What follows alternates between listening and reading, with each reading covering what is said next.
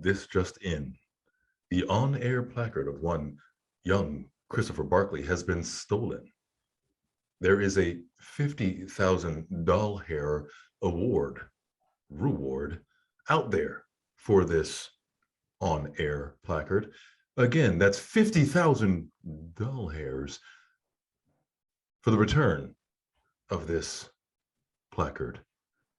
If you find it, if you see it, if you know anyone who was in the vicinity, please alert the authorities. Again, there is a reward of 50,000 doll hairs. Thank you and good night.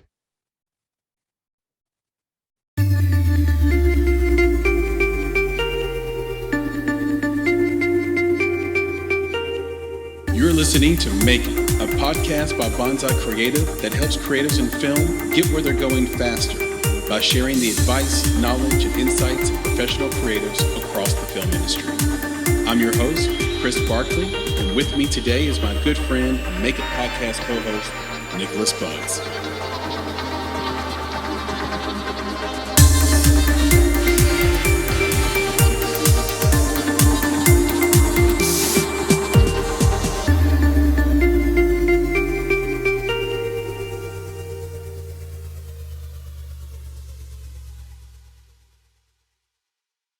Hello. Chris here with another episode of the Make It podcast. And this is a special indie talk because this is our 2021 best of show.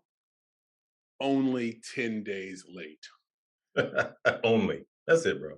It's all good. And like you told me when we first met, better late than never. There you go. You got it. That was what you taught me every time we scheduled anything together. Yes, right. Look, at least you showed up. Yes, thanks, I know Chris. you're here several hours after the time we scheduled the event. Yep. But you darkened my door, and that's all I needed. And I appreciated you calling to let me know that you were only 10 minutes away. Every 30 minutes. I mean, I really appreciate that. Yeah. Every 30. What people don't know, okay, so here's what people don't know that are listening, or they may not know, is that 1 out of every 4 drivers in Nashville is legally intoxicated at any given time. This was a survey from 3 or 4 years ago. And so as I'm coming out to you, there are checks. Breathalyzers. Boom. Oh, yeah. 1, 2. Yeah. Now you got to imagine these thousands of cars. 1. Right. Yeah. I think so I'm 10 minutes time. away. I think I'm 10 minutes away, and then it's, hey Nick, I'm still 10 minutes away. Actually. Totally understood that. I'm not every time people, so I know I'm going to go through the check. Yeah, but I'm saying every time you're on your Saturdays, way on Fridays. Got it. They 100%. did it. They did it understood. On Sundays. That's the route that you took was. Right. These were the checkpoints. Got it. 440. Yeah. They did it on Mondays, Tuesdays. Probably Wednesdays and Thursdays. I think They did it all the days I was driving. Exactly. Is the point. But that being said, lateness still gives you potential for what? Greatness. And what we want to do today is give you greatness. And we have some things on the plate. We're going to go through what our best performances of the year are. Best film, best production company, best indie distributor, best indie director, best festival to go to, and our best podcast moments. And we brought friends here with us as well to do it. And so, Nick, why don't we jump right in and invite our first guest? Unless you want me to go back to the beginning and make sure I do the preamble where I say, Nick, say hello and all that stuff. Nah, man, we're in it, bro. We're in it. Yeah, we're in it because, we're in it. Let's go. It's all good. Okay, let's bring in our first guest speaker, our first guest announcer of the Best of 2021, former podcast guest, Robert Broadhurst. And he is joining us now hopefully connecting to the audio here. And when he jumps on, Nick, what we'll do is we'll have him reintroduce himself, maybe if he'd like to. Um, we will give him, let's say, a runway to air grievances if he wants to air. There he is. There's the Yeah, man. but what if Robert doesn't want to introduce himself? Like then what do we do? Like I don't understand. That could just mess us all up. It's just look at him. I can see his face. Like This is Well, this is a potential problem. yeah. Nice to meet you. B, good to see you. C, I actually went to a Q&A for Red Rocket recently, and it was Brie Elrod, the actor, and the moderator was this like lady who only declared that she works in porn without ever declaring who she actually was. Because she So I sat expected there you to the know whole who she time, like, was. so this is somebody who works in porn. I don't know what capacity or what the deal is. I obviously recognize the actor from the movie. Turns out it was Asa Akira, who's like one of the bigger porn stars ever. And Wow. I had no idea the whole time.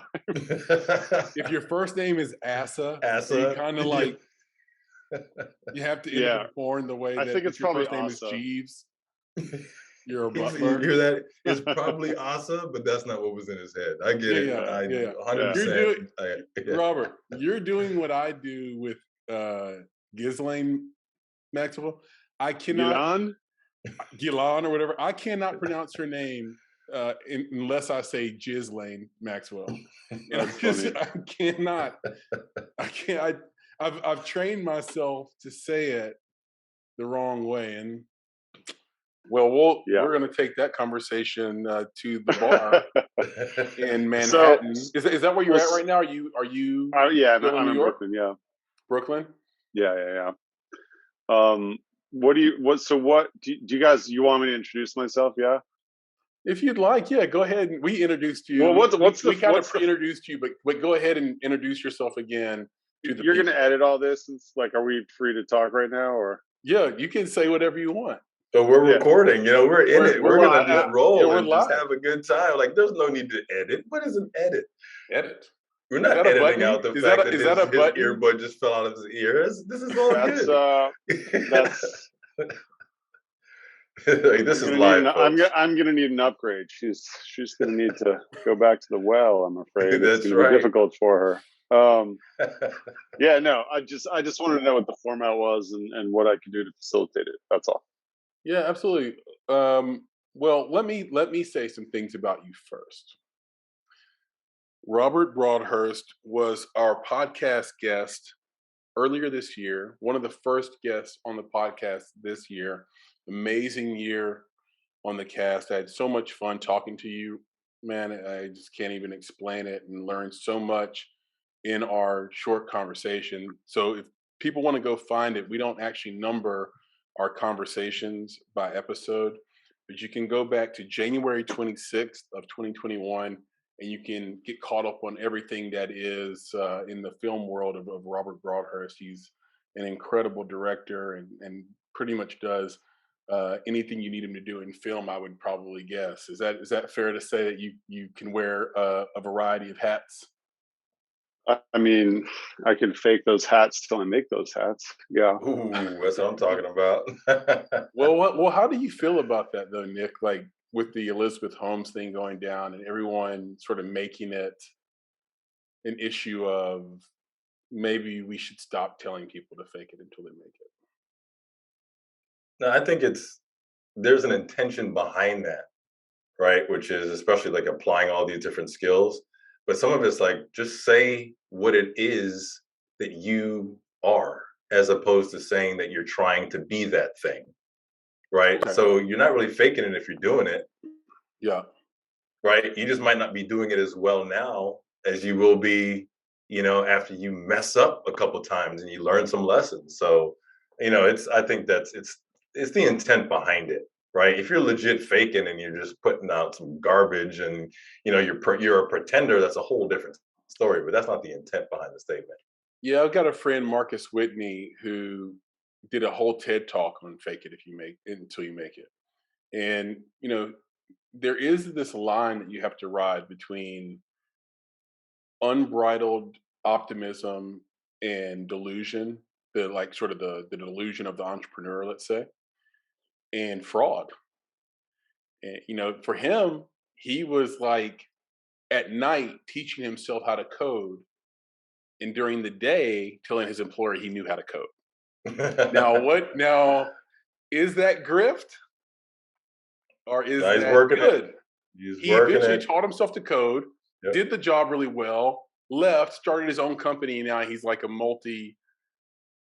he's like a serial entrepreneur, successful at everything he does, and he just released his book last year, first book. So he's a published author now, and I think the book did pretty well. I don't know. What do you think about that, Robert? Yeah, I think there's a fine line between confidence and putting in the work to get there and fraud. And I think you always have to bridge, with confidence and risk, the gap between what you can do, at present and what you will be able to do. I mean, if you don't risk that, you're just never going to get there. Yeah, right. But there's a huge. I mean, I'd say Elizabeth Holmes is in a completely different category. Yeah. She wasn't learning science at night. She was just deepening her methods of grift. Yeah. I think she felt like she knew what she was going to know. She was like a character out of the Fountainhead or something, where she's like, "Well, I'll leave Stanford. Very much. I'm ready to go." And I think I understand how this game works through the media, and I'm going to manipulate the media. They're going to love this story because I'm a woman. Unfortunately, I think that's a huge part of it. Hate me for it, whatever. But I think it's a huge part of it, and I do think, like you said, Nick, it's intention. It's like you actually put someone's logo on letterhead as a partner that actually you didn't have a partner, like you never even talked to them. Like Right. that's pretty intentional. That's beyond like a founder that just like didn't make it work and burned your money.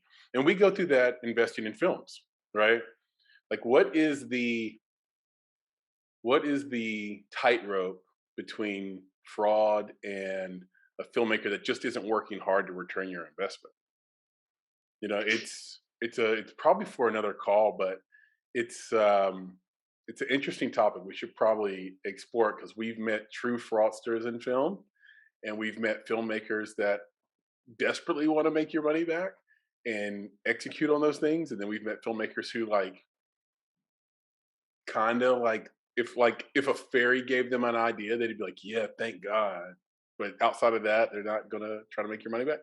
So yeah, we're gonna explore that topic in the next Any Talk. In the next one, yeah. But Yeah. when you mentioned that, though, I kind of wonder for Robert, like you do a lot of commercial work, Yeah. and have you ever picked up a project from someone else that didn't actually like get it done for the client, and they were like, "We got to call somebody else," and like they call you and they're like, "Hey, can you fix this for us? Can you?" Has that ever happened to you? I haven't been in a lot of situations. There's certainly been situations where I've been called in to, put out fires. I wouldn't say that I encountered like, the remnants of outright fraud. There might, there are people out there who just they're not on the level. Right. And a lot of the sort of gatekeepers in certain situations don't know the difference. Because on some level they literally aren't educated about each of the roles that we play, and consequently, whether intentionally or not, they devalue whatever the specific skill is, because you say you're this, well, one version of this, let's say a director, an editor, whatever, is as good as this other version. And in fact, everybody's skill set is wildly different, their experience, their talent, their taste level. So yeah, I mean, I've definitely had to sort of take over a couple of things over the years, but not many. I mean, for better or for worse, there are a lot of really capable people. in this market. So it doesn't happen a lot. Is it word of mouth that allows you to differentiate value? Like you mentioned, like, so there's like, all directors aren't the same, right? So let's say, director A costs, 50% of what you cost, right? But Yeah. that director also is not near 50% the quality or have the experience that you do. Like, do you encounter that where people are like, hey, well, your cost is this, but hey, I could get this other director to do it, and it cost me this much. Like, what's the way that a filmmaker like yourself can stand up for your value? Is my point. That's the question. Yeah, it's tricky. I think saving a buck is endemic, certainly to the advertising industry, and I think it's only gotten more extreme over the years. But first, let me say I've never replaced anybody as a director. I definitely have as an editor on a couple things over the years. But I remember having somebody tell me back, like, this was like when I was like a relatively new editor, but I was still on the level. And somebody wanted to pay me, like an insulting amount of money to do a job, and I was like, well, it's going to cost you triple that if you want me to do it. And they said, but my 18-year-old nephew knows Final Cut or video editing or whatever, and I was like, cool, they should cut that Mercedes commercial. That's a great idea. Yeah. Today it might not be that bad of an idea, but then it was a really silly idea. Right. And in terms of directors, I think that happens a lot. I think that there's a lot of undercutting, and I think in a lot of cases now that everything has moved to social and that there's sort of a UGC, user generated content aesthetic that's prevalent. People are probably fine paying half for getting less than half the quality a lot of the time. Wow. Because they just need a churn. They just need content. So directors are going to maybe chase that number. Ideally not, but I think in some cases, you got to eat. So ideally you develop the kind of reel and you have the kind of team where they're like insulating you from bad opportunities. Yeah. But in lean times, for sure. I've had friends who are further up the totem pole than I am, and there's like a low budget but good creative type of project, and my friends are really good, but they're bidding against like the biggest names you can think of, right? Because those guys, A, just want to work, and B, want to work on something cool, so they can afford to work for nothing because they've already been established and they're already making money. So wow. I think there's a race to the bottom in a lot of categories, but there's some people who still really value a certain kind of quality. It happened already in visual effects, and it's funny because Nick's question kind of went from quality to price. You see it with quality in screenwriting a lot, right? Like, okay, can you come in and take this to the finish line for us? But from a price standpoint, that's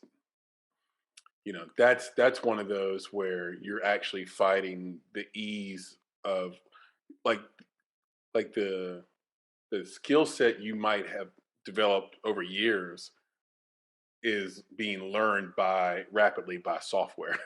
So the kid with the app can do similar things without having to do the same climb. It's really interesting. 2021, the best of 2021. Now, we brought you here specifically to give us a sense of, who would you like to shout out as someone we should look for in the directing field, best director of 2021. But I'd love for you to give me anything that you thought was sort of noteworthy, and Nick and I should say, that's noteworthy in 2021 that people should check out. And we definitely want to get your best film that you saw in 2021, indie or not. Okay. Full confession, I haven't. I've seen, thanks in part to sort of Omicron, coinciding with award season and all that. I have not been to the theater as much as I had intended to be in the theater, and I really don't like watching things that are available on Netflix just because they are available on Netflix. Mm-hmm. Jane Campion directs a movie. I want to see that movie in the theater on the biggest screen that I can. That's how that is. Yeah. So I haven't seen Power of the Dog, for example. I haven't seen Hero. I haven't seen Lost Daughter. I haven't seen Come On, Come On. There's a ton of stuff I haven't seen. Before I even shout out a movie, I need to shout out Underground Railroad, because that is a masterpiece, and not enough people are talking about it. And I can use Joel Edgerton, who's amazing in that, to segue into the first of three movies I want to mention that I did see in 2021, which would be Green Knight, because he's also in Green Knight, and Green Knight was just fantastic. Every department, I would say, gets an A+.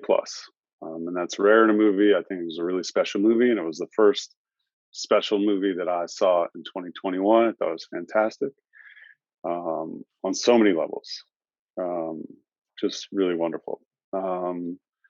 Another one to shout out would be Titan, or as we in America would say, Titan, which is just a mind bender, face melter, incredible experience. Probably the craziest experience I've had in a movie theater in a decade or two. Like, it's just it's a singular experience, and I can't say exactly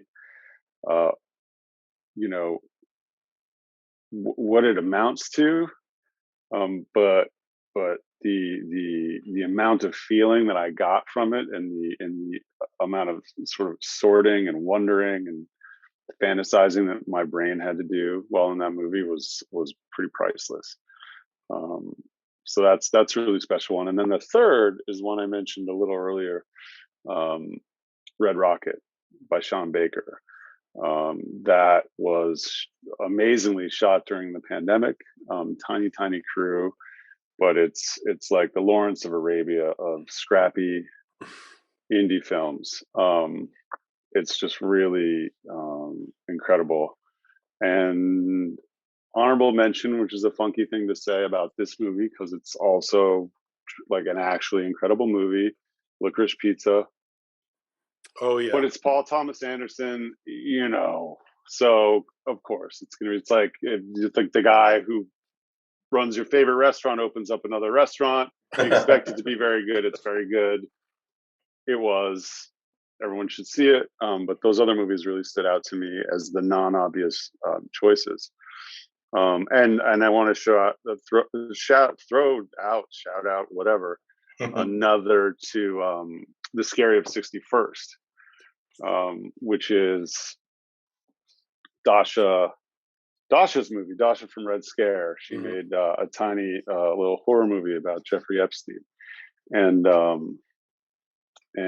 it's pretty fantastic. I'm only halfway through, which is why I can't fully shout it out, but it's great. Also very scrappy and feisty and smart and cool. Oh well, you gave me quite a list. I've seen one movie on your list, but the list you haven't seen, I've seen all of them. So I think that's. Right. I mean, the grass funny. is always greener. Yeah, exactly. But this is an incredible list, and I never thought that we'd have two Epstein-related commentaries in this short chat. Before you jump off, anybody for director? Anybody come to mind? Best directing job in 2021?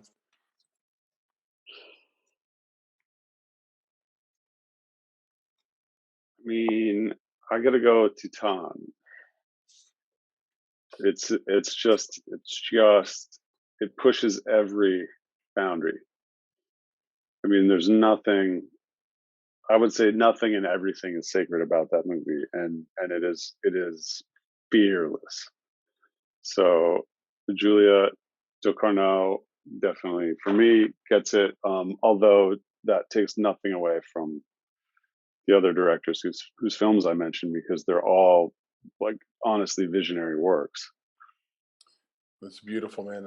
I love that, and it sounds like if you don't watch this in the theater, you kind of cheated yourself. Teton? Yeah. Yeah, I would say that for all of these. Although I know they did do a couple 35 mil prints for the Scary of 61st, but yeah, you want to see Licorice Pizza in 70 millimeter if you can. Green Knight was spectacular on the big screen. Andrew Jones Palermo is, one of these truly gifted cinematographers, and I would say the same of Drew Daniels, who shot Red Rocket. And Ruben Impens, I think, shot Titan, and it's like, yeah, go see every movie on the big screen if you can. That is the name of the game. Exactly, and I love seeing incredible works of art, but they also, same thing happens to me when I listen to a great pianist. I'm like, I should just quit. I should just stop working. Like I can't. Like I don't know if I can get there. So it's always a double-edged sword. It's bittersweet with me. It's like, God, yeah, I wish I'd have I made hear that. I have that moment, but then it's so freeing to me when the assurance that I don't even have to worry about getting to that level. Don't worry, dude. It's not even a possibility. Yeah. Just work in your tiny way on what you can manage as best you can, and push that as far as you can go, because yeah, there's a lot of great art out there, and especially with films, we know like how many miracles have to happen to coincide from like the original germination of it all the way through the birth canal and onto the screen and at home, from producing to marketing, the PR, like all of this, like everything, even aside from the actual filmmaking. So I don't know, piano, I guess you're screwed. You just gotta be really good. all the great piano players I knew when I was a kid, they were under threat of violence, made to practice 3 to 5 hours a day every day. So thank you, Mom and Dad, for letting me have a childhood, and a little bit worse piano player for it. I'll live with that. Robert, you're the freaking man, and I love the little piece of advice there at the end. That's perfect place for us to stop, man. Again, Robert Broadhurst, incredible conversation on the Make It podcast. Go back, listen to it. It aired on 1/26/21. You can find it on Apple Podcasts, Spotify, wherever you listen to podcasts. Robert, you're the best. Please don't be a stranger, man. You guys are the best. Thank you so much, and Happy New Year. Go see movies. Yeah, man, for sure. It's good to see you, bro. See you. All right, man. Take it easy. Bye. Take care, man. That's awesome. He's incredible. He's incredible. I told you, he just came back from the movie, and I should have asked him what he watched, but I didn't watch. I didn't ask what he watched. Maybe it was Spider-Man, and he didn't want to mention it. But here we are. Here we are. Wait. Who's this guy? Look at this guy, man. Yeah. This is one of the sharpest dudes in showbiz right now, man. I need to get the goat going. Look at this. You got the beard looking all lined up. And lined up, Yeah, man. Looking sharp, brother. Yeah, because man, especially if you don't have hair, you got to do something here, right? just saying, But I said I might need to handle up then, my brother. Yeah, there you go. Yeah, but good to see you, man. I've been telling him that for years, Tony. And by the way, before we jump right into just like skipping past the introductions, let me hit the rewind button and let the listeners know who we're talking to. This is the one and only Tony Scott. And Tony joined us on the podcast actually in 2020.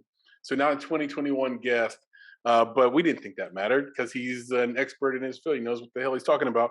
That's right. So go back, listen to our conversation. It was an incredible chat. It happened on October 20th of 2020.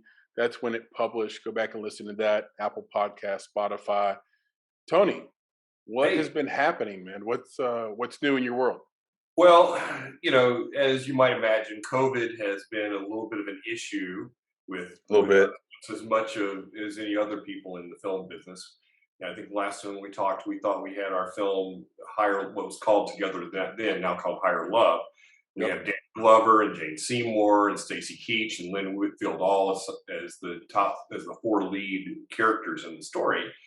And, we thought we had it fully financed. We were going to be going into production in the summer. And then our financiers, our producer, who was doing the financing of this from the UK, their financiers were from India, and Delta happened in India.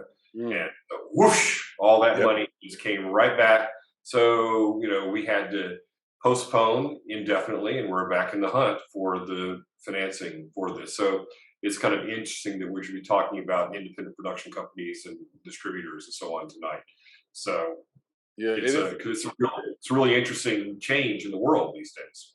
So we've been following along with your film and just like tracking it and saying, okay, we want to make sure like this is happening. Okay, this is moving forward. We're excited to see what happens with it. And like we said the night of our conversation a year ago, a little bit over a year ago, we'd still love to work with you and see what happens with that. So absolutely, we had to find a creative way to make that happen. Yeah, no, absolutely. And the great news is that everybody that reads the script loves it, and they think it's a story that's a great, positive story that is uplifting, and that it touches all the right notes, and it hits audiences that aren't really served very well in terms of older audiences. Yeah. So that's great. Now, the negative on that is because it serves older audiences, there's a real question is, are those audiences going to go back to the theater ever again?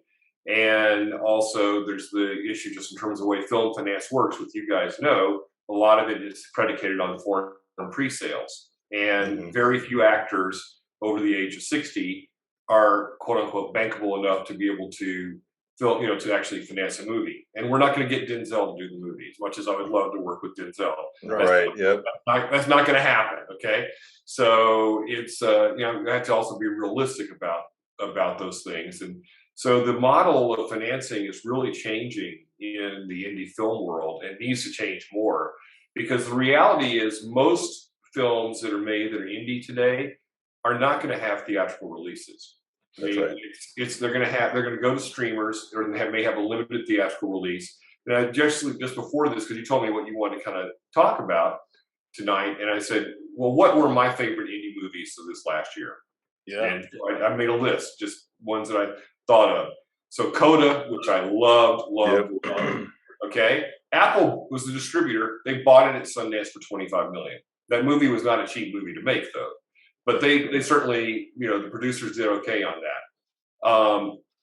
Look, you guys have probably seen The Harder They Fall. I had some issues with the movie. I thought it was a little bit excessively violent for no reason at times. But it was a good movie, and it was a fun new spin on the classic Western genre. Yeah. Again, Netflix is the distributor.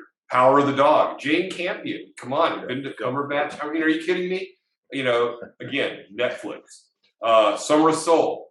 This is one of the only ones on my list. It's not a streamer, and that was one that was distributed by Searchlight. By the way, if you haven't seen Summer of Soul, I highly recommend it to anybody that's interested in music from that era. It was definitely like the Black Woodstock. It was really cool, and Questlove did a great job cutting together all this footage. Very, very cool stuff. U.S. versus Billie Holiday. Here's a movie that Lee Daniels made, okay? Lee Daniels is the director. His production company financed it. Now, if a guy like that can't get theatrical distribution, then who can, right? And that Hulu distributed. Now, admittedly, it's a story that not necessarily everybody knows about Billie Holiday. I mean, I do, but I'm a musician. But at the same time, it starred somebody that wasn't a known actress, Andra Day, who did a fantastic job as far as I was concerned. Really knocked it out of the park. But okay, still Hulu. And just last night, I watched Being the Ricardos, and that was produced and distributed by Amazon, and that's an Aaron Sorkin, writer-director deal. So the thing is, things are just not taking the traditional path. Neon and A24 used to do a lot of these kind of movies. But if you look at this, Neon did Spencer, and that's Pablo Larraín as the director. I think that cost like $18 million, and they maybe made $11 million so far at the box office. Yeah. And Pig, it was they probably haven't made back Nicolas Cage's fee yet. So they've gotten about $3.6 million in the box office. I mean, quirky story for sure. But, again, it had a pretty well-known actor who gets into all sorts of weird movies all the time. He'll do anything if they pay him right. But that one was a good one from that perspective. Okay, so those are the only couple of sort of real indie kind of movies, other than now the Tragedy of Macbeth, and that's just come out. And there you got, Academy Award winner Denzel Washington, Academy Award winning, actress, Academy Award winning director. I mean, come on. And that one is done by A24, and they are the production company and distributor on it. So that's one of the Joel Cohen movie too. And yeah, exactly. The director is, come on, it's a Cohen, movie. It's one half of the Cohen brothers. One half, yeah. But it's okay. He got his wife in it, so it's all good. But your point is well made, because I left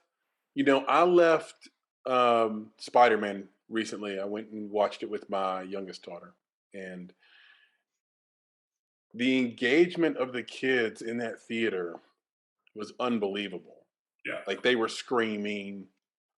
There was a kid to the right of me that I just had to keep looking at because I wasn't sure what he would do next. And it reminded me of being in the premiere of Snakes on a Plane. Yeah. That was nuts. And the theater engagement in Passion of the Christ was unbelievable as well. Yeah. And I left there in honest thought. First thought in my head was, should I buy AMC stock? Like, I know that I can't get this at home. Yeah. I know I can't. And is that worth something? Or is really the case that the Aaron Sorkins and the Joel Cohens and, of the world, they're bypassing the theater, not because they have to, like, they're not being Christopher Nolan on it. They're saying, let's just go ahead and get in front of it. Mm-hmm. If the money has chased, all the way to streamer, then we'll just go and follow the money to the streamers. Yeah. And I think that's a change. And by the way, I think a lot of people are looking at what you're saying too, like with Spider-Man. You don't get the same kind of engagement of being in a theater with other people that are really engaged in the movie. But there are only so many of those movies that come out every year. Yeah. And is that enough to fill all the theaters, all the screens that we have? I don't think so. And I think that's going to be a hard thing, because then we have the flea on the end of the tail of the movie industry is actually wagging the entire dog, saying we need to have butts in the seats, which I totally understand. That's their business. They got to do it, which means that the big studios are only going to be trying to focus more and more on these big popcorn kind of movies, if you would. Yeah, you mentioned Spencer. Yeah. You mentioned Spencer. Did you watch it? No, I have not yet. Okay. I'm not going to spoil anything. Nick, have you seen it? Did you see Spencer? I haven't seen it yet. Okay. Yeah, no spoilers, dude. No spoilers. I'm not going to spoil it. It's just one of these movies where everything is done at the highest level you can do it. I bet, yeah. It is visually stunning. It is well acted. Mm-hmm. The cinematography is incredible. The editing's like a language. It's the score is singular. It's gonna stick with you. It drives the movie. In the movie, just for me, it was like a boring, great movie. Yeah. And see, I can watch boring, great movies at home all day long.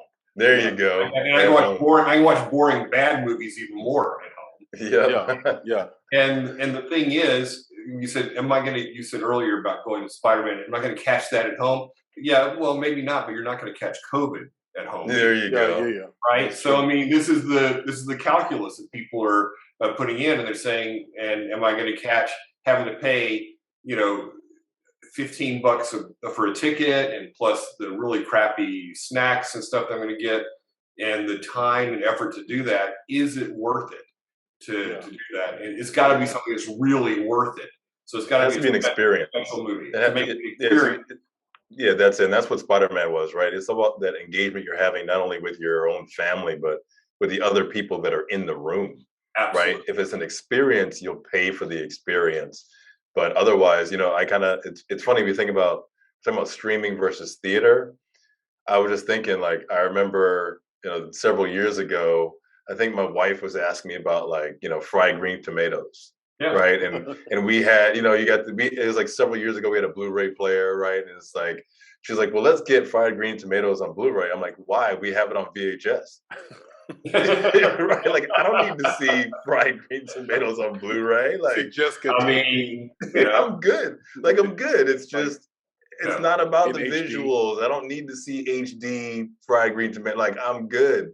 So it's like, yeah, you're right. And I feel like that's the same thing now. It's like, what do I need to see in the theater versus what's okay just watching at home? And I think we've kind of settled on that, where it's like, yeah, if it's not a blockbuster, if there's not an experience, then home is good enough. Yeah. I think that's a big change for this last year, for 2021, because in 2020, people were saying, yeah, but as soon as this dies down, people will flock back to the theaters. I don't know, man. I think that, now we've had enough of a period of time where, the consumer behavior has changed fundamentally. And by the way, I got a nice TV at home. It's not a, it's not like a, OLED display TV, but it's, it's like what most people have. It's a 4K TV, flat screen, got a decent sound system with it.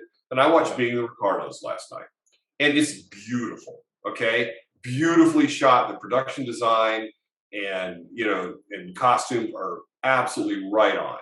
And it's like, okay, I can enjoy this just as much half lying on my couch having my glass of wine as I could going to the movie theater, and maybe more so, because I don't know, somebody else on their phone in front of me over in the corner of my eye that's like distracting me from the screen, or people talking all through that. Who's Lucy?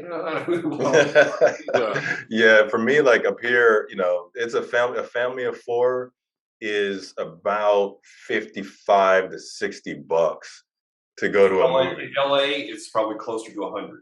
See, and I haven't even added food in yet. That's just the tickets. I mean, tickets alone, right? No drinks, no popcorn. I'm like, I'm gonna pop you some popcorn in the theater, son. Like that's how it's gonna be.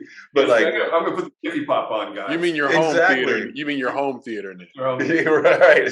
So like, that's the thing. Is like, it's expensive, and you talk about people's consumer habits are changing.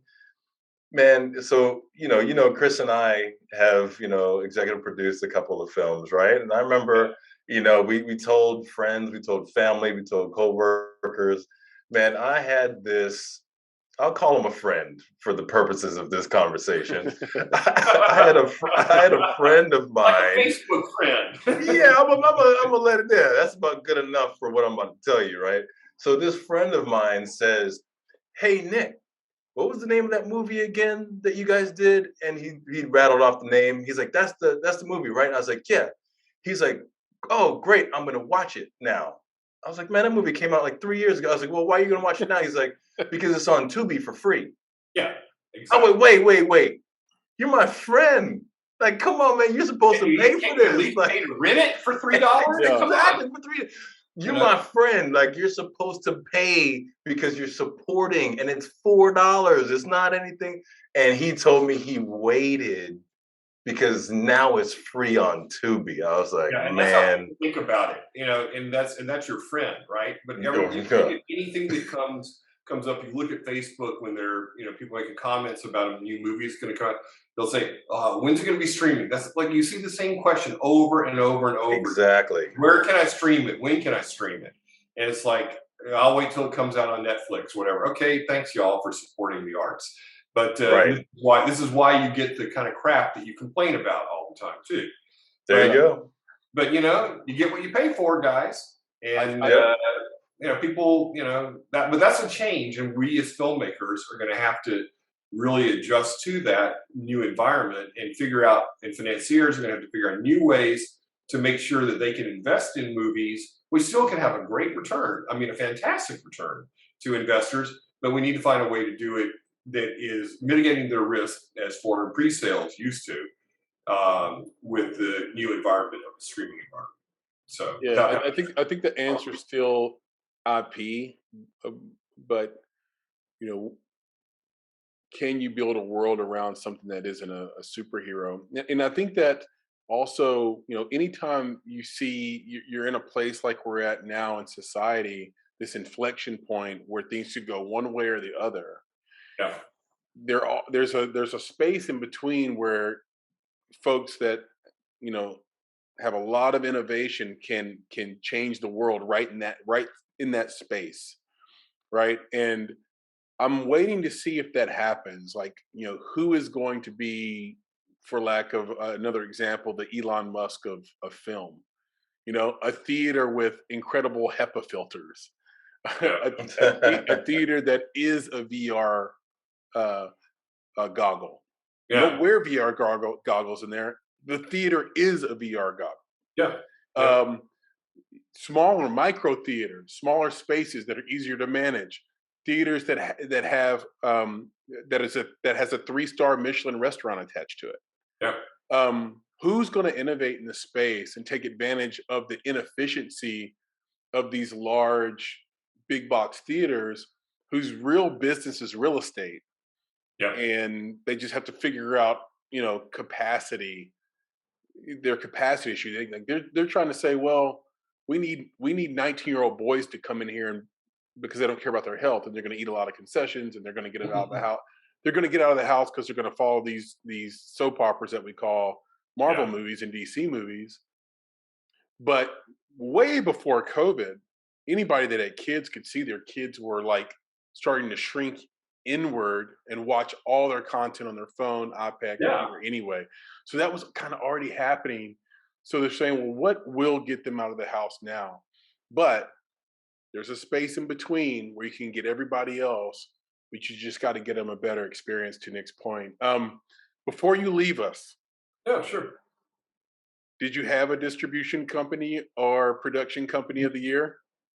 Those are the ones. I actually think it's the streamers. I think that's the way. My answer actually is it's Netflix, Amazon, Hulu. Those are our production companies, distributors of the year. That's because that's really where they're going completely. I mean, if you look at the traditional guys that used to play in the space, you know, Neon, A24, I mean, they're not nearly playing as much as they used to because it's hard to make it work financially. I think Neon did Card Counter as well. I don't remember. Maybe, yeah. But they had a ton of partners on that. Yeah, maybe that's one of the strategies too. Is like let's bring in 8 different financiers.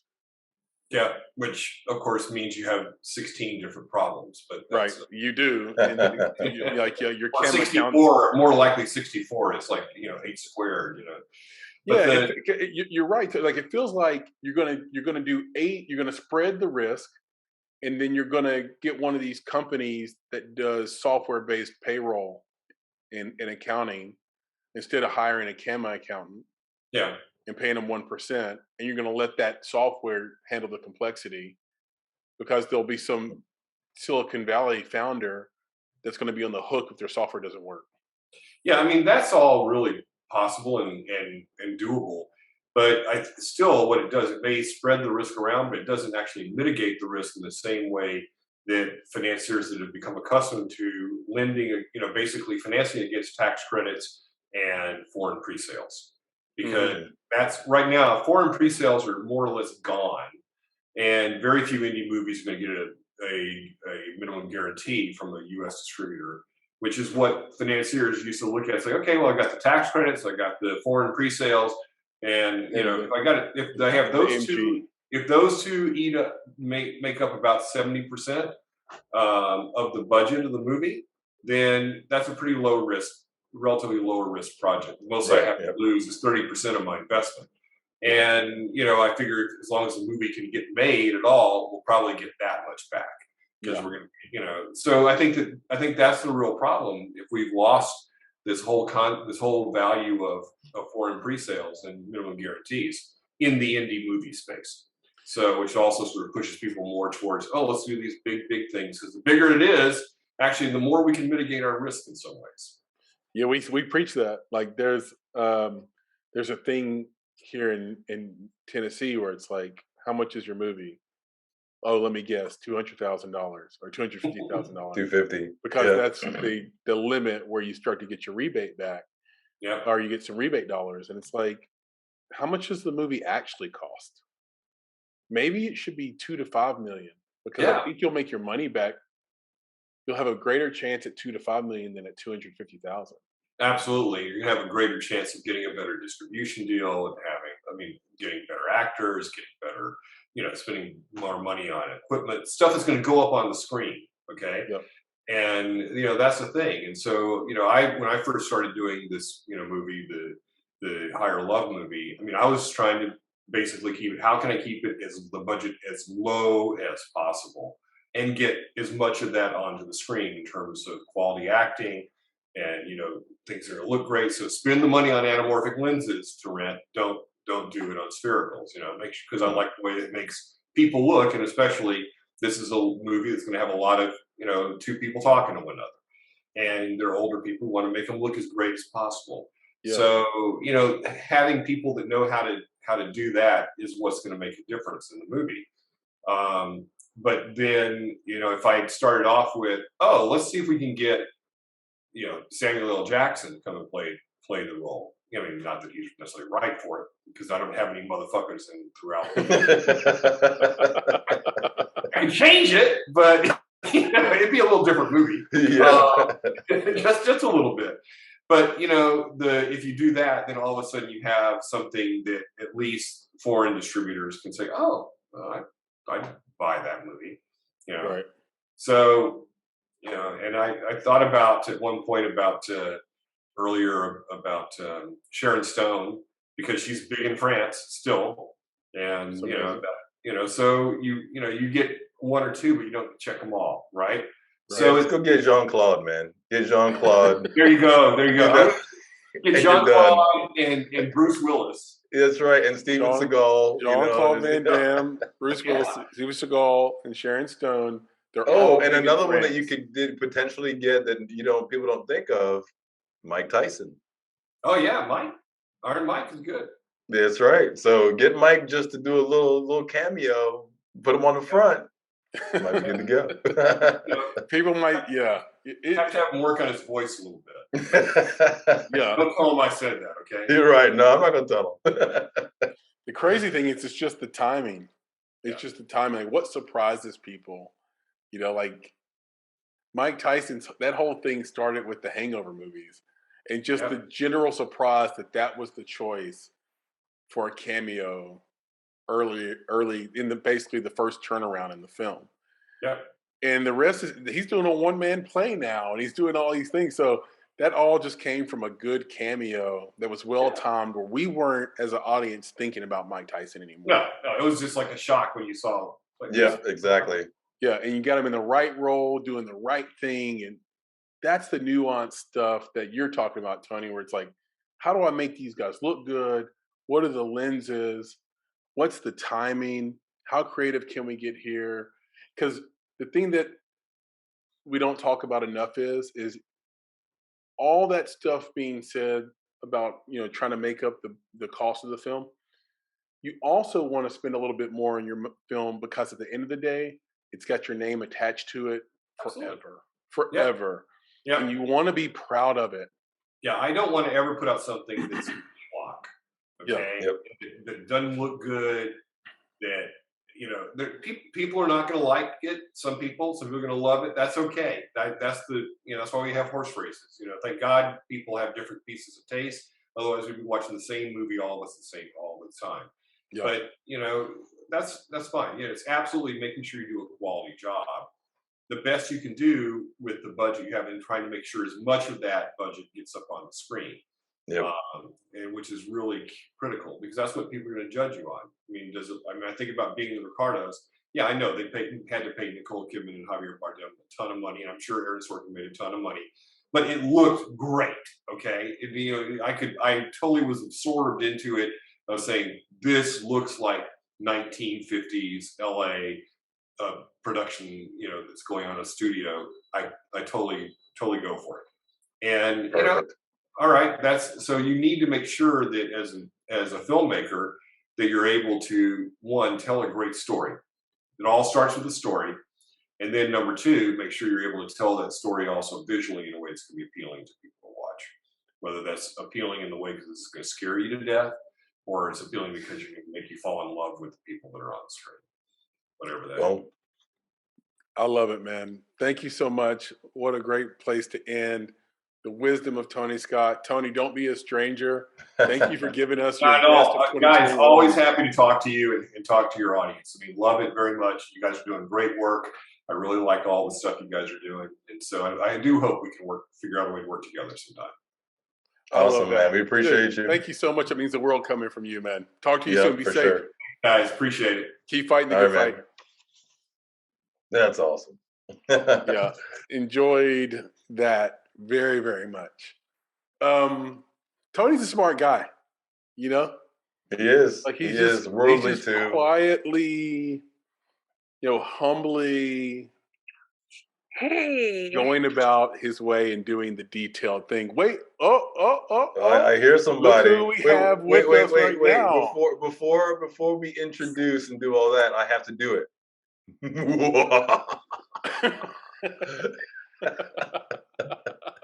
So, Chris, I don't know if you saw it, but right there on Valerie's Zoom, you can see it. Evil laugh. Yeah, I just had to do it. It was queued up. How did you come up with that Zoom name? Did you just do that tonight, like on the spot, or is that your name for all things? That's the name of my cell phone. So I'm doing this on my phone, not on my laptop. So that's what I named my phone. That's perfect. I love it. It fits your personality too, like to a freaking T. I'm so glad you're able to join. I told Nick before we started recording this lovely podcast that we had to bring Valerie on for a few minutes because she consumes so many books. You are such a voracious reader of books that she's going to have opinions on the best things of 2021, and it's just going to be like flowing out of her. She'll have to really like focus in to think of which one she'll pick. That's my guess. Is that fair to say? Is that true? Yeah. For the Christmas holiday, I went to my library and I requested like $50, but I didn't organize my holds requests, so I got like 20 books at once, and I've been literally reading a book a day. I'm not exaggerating. Wow. You're awesome. I love it. I told you, dude. She's unbelievable. Okay, let's give like the formal introduction here.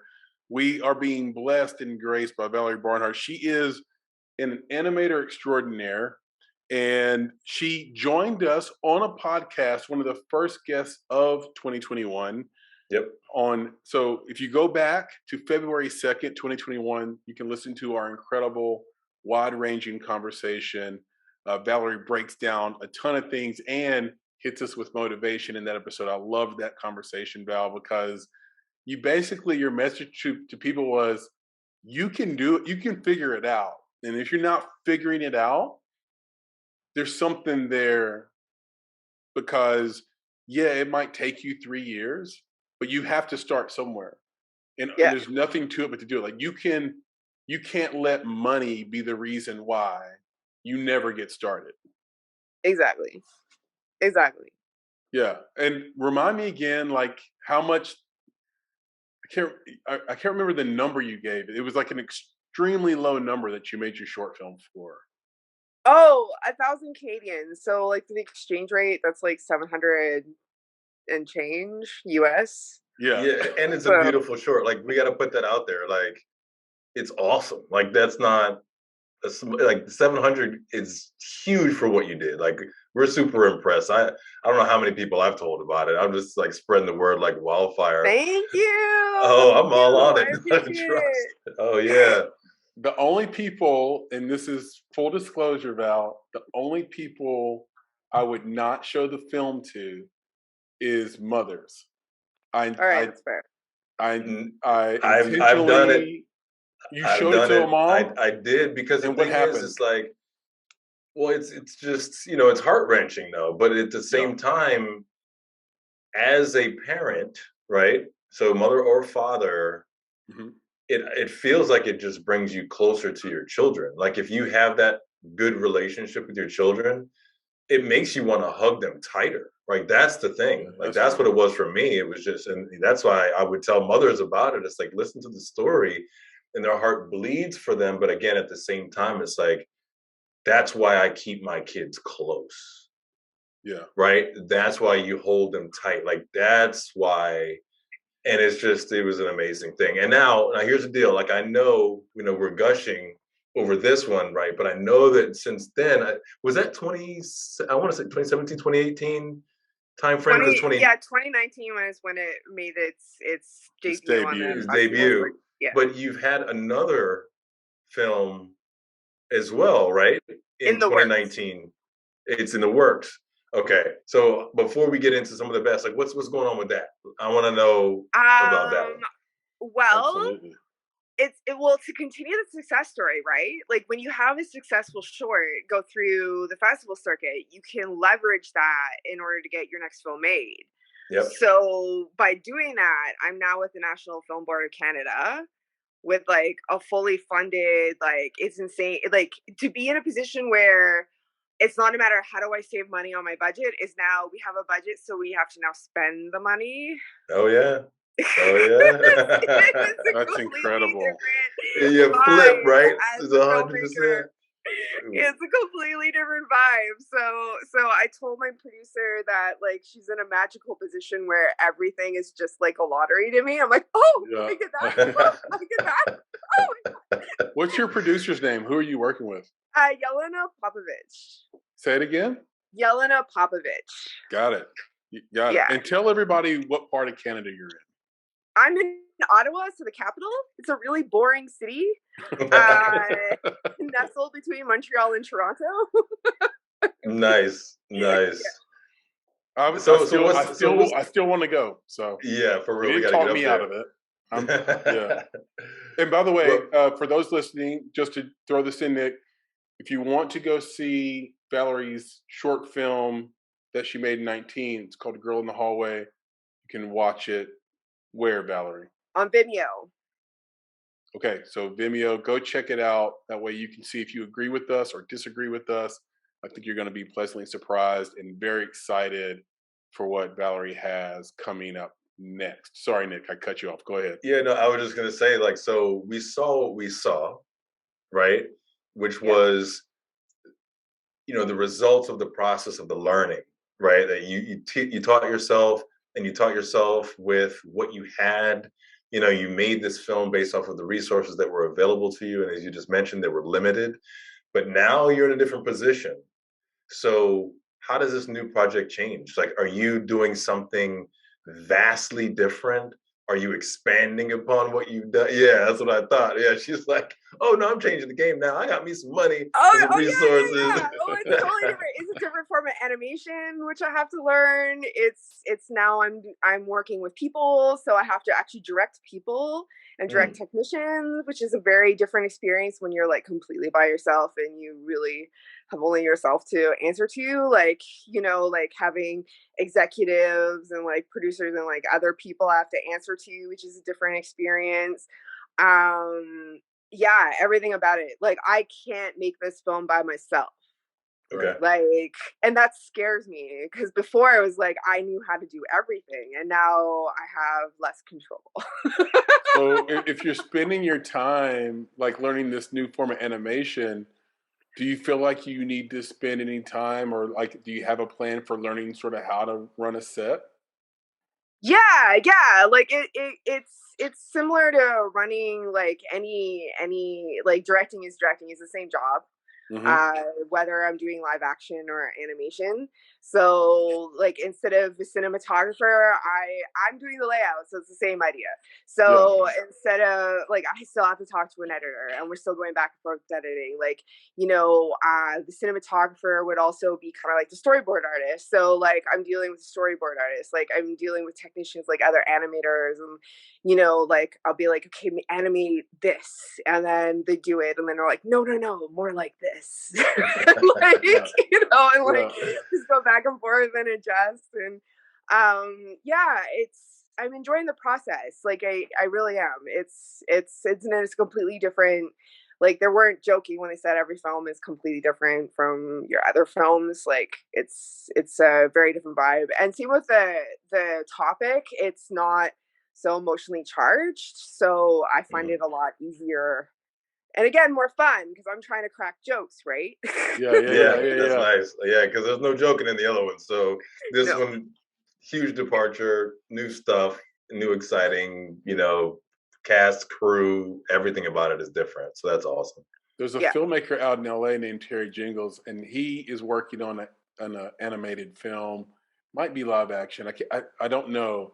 But he was saying, coming from the feature space, that he got taught some really important lessons, because he said with animation, the process is backwards. Yeah. As compared to feature films. I thought that was really interesting. So like for example, editing is done in pre-production. Yes. I was like, what? Which makes sense because animation is so hard and costs so much money. We don't make mistakes, so we plan it all out before we animate anything. That's what he learned. He was like, the budget is like, he's already 40 grand in or something like that. He said, and it was supposed to be like 20. Like he didn't like, the story's getting out of his hands now, and he was the writer because he mistakenly approached it as a feature.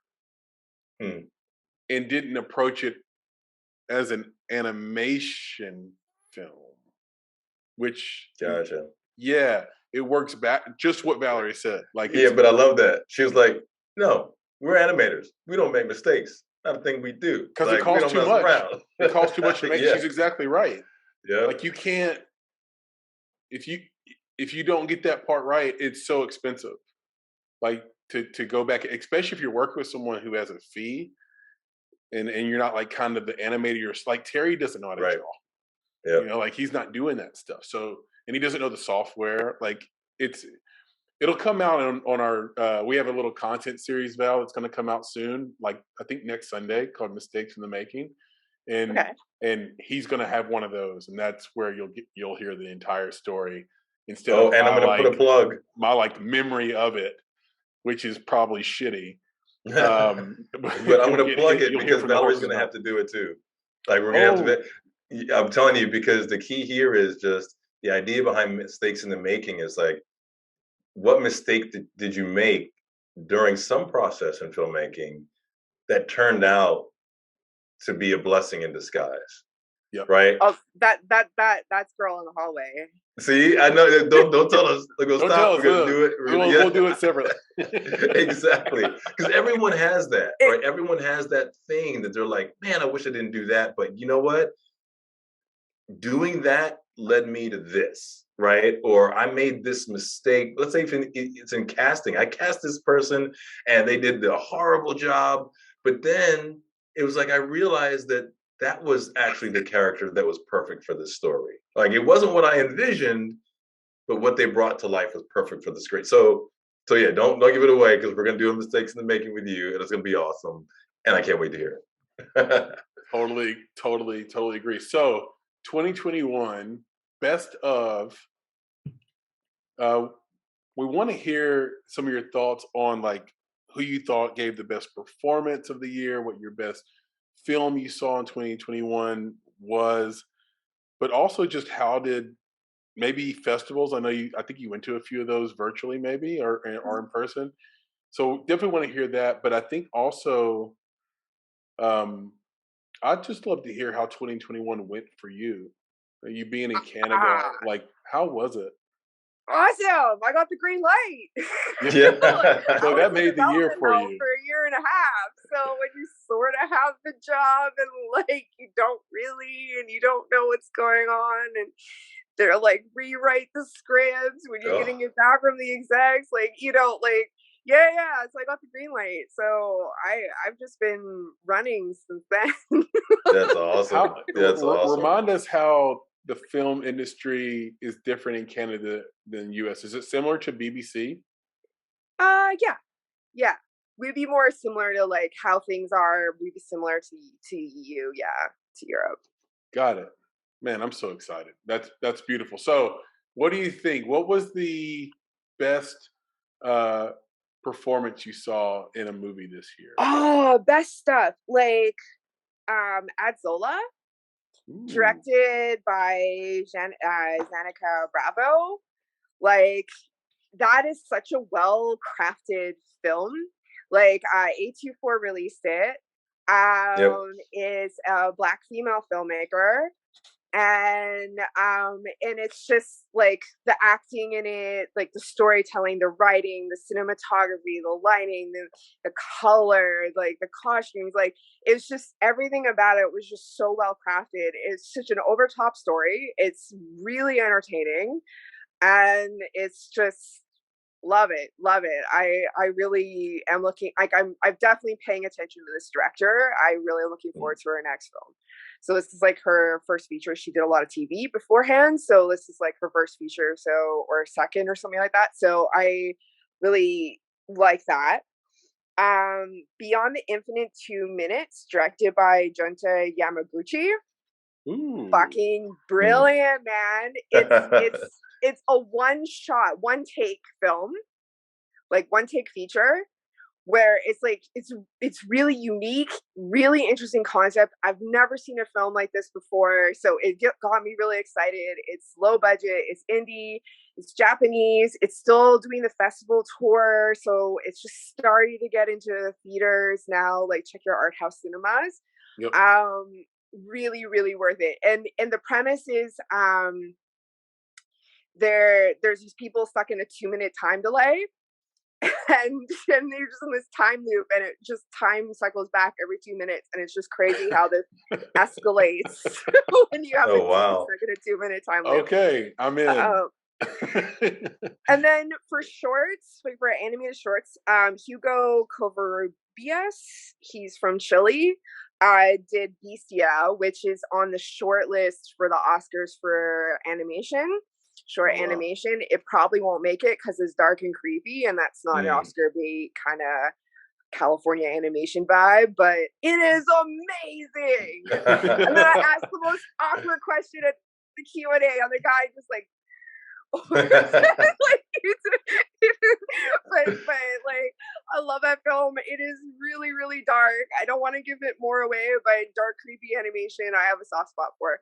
Well, spell it for us. Oh, okay. Well, it's like about this time in like a Chilean dictatorship, and it's about this like chick that's like works for the man. And she's no, don't. Like, no, I didn't say spoil it. I said spell it. Spell the movie. How is the it, name, how the title. He just said spell the title. Bestia. Yeah, I've seen that. Seen that. I think it went to a lot of different festivals, didn't it? Yeah. It's one of the most interesting shorts, I think, for animation to come out. And then because I'm also an animator, I had to go with Cryptozoo. That one is directed by Dash Shaw. And that is just a weird ass animated 90 minutes of just, I don't know what I'm watching, but it's like Yellow Submarine meets Acid Trip and Jurassic Park all together with like deadly unicorns and like all these different cryptids like kept in the zoo, and it's just really messed up. It's a really good movie. It's a good time. Those are my favorites out of the year. I heard a physicist bring up a point about unicorns. I can't remember his name, but he said that you cannot deny the way that what's the word? epistemology. The way it works is like you can't say that the unicorn doesn't exist because it doesn't fit into science. So because I can't disprove or prove, you can't say they don't exist. Like there could be a unicorn in a cave somewhere. No one knows. That's so true. Because did you know that gorillas used to be cryptids? Yeah. White people didn't believe the locals when they said they saw gorillas in the mountains, and until that was confirmed, they were cryptic. Yeah.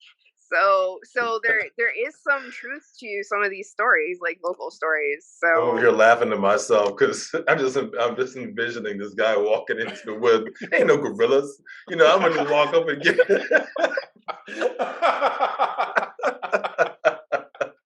get his fucking face ripped off. Exactly. He made it out there with half a leg and was like, "Oh, there's gorillas." There are gorillas in it. We told you, bro. Like, that's why like young people say there were black people in Australia. Yeah, there were. No, there weren't. No, they would have taught me that. They would have taught me that. Like, no, they wouldn't have. No, they wouldn't have. Yeah, there's a lot of things we just don't know about. But a lot of unicorn is a proxy for 100, the Loch Ness monster, God, like whatever you want to throw in there. It's not an argument you should get into or discuss you should get into where you're trying to win, because it doesn't fit in to the world that physics has sort of laid out for us. Because you can't prove it or disprove it, and for it to be science, it has to be falsifiable. So anyway, I just saw a sprite. I just saw a sprite fly right behind, Valerie as we were talking. I just saw like it jumped out of one book and went into the other. I'm telling you, I saw it. See, now that's falsifiable because I had this on video. He knows. I can't prove that you didn't see it. Yeah, you can't. I can prove that I didn't see it, and that anyone watching the video. But I can't. Yeah, I'm saying nothing. I'm like, these worlds are traveling. Oh, exactly. Look at these little trinkets on your shelf. She's got all sorts of good stuff back there. She's got all sorts of goodies.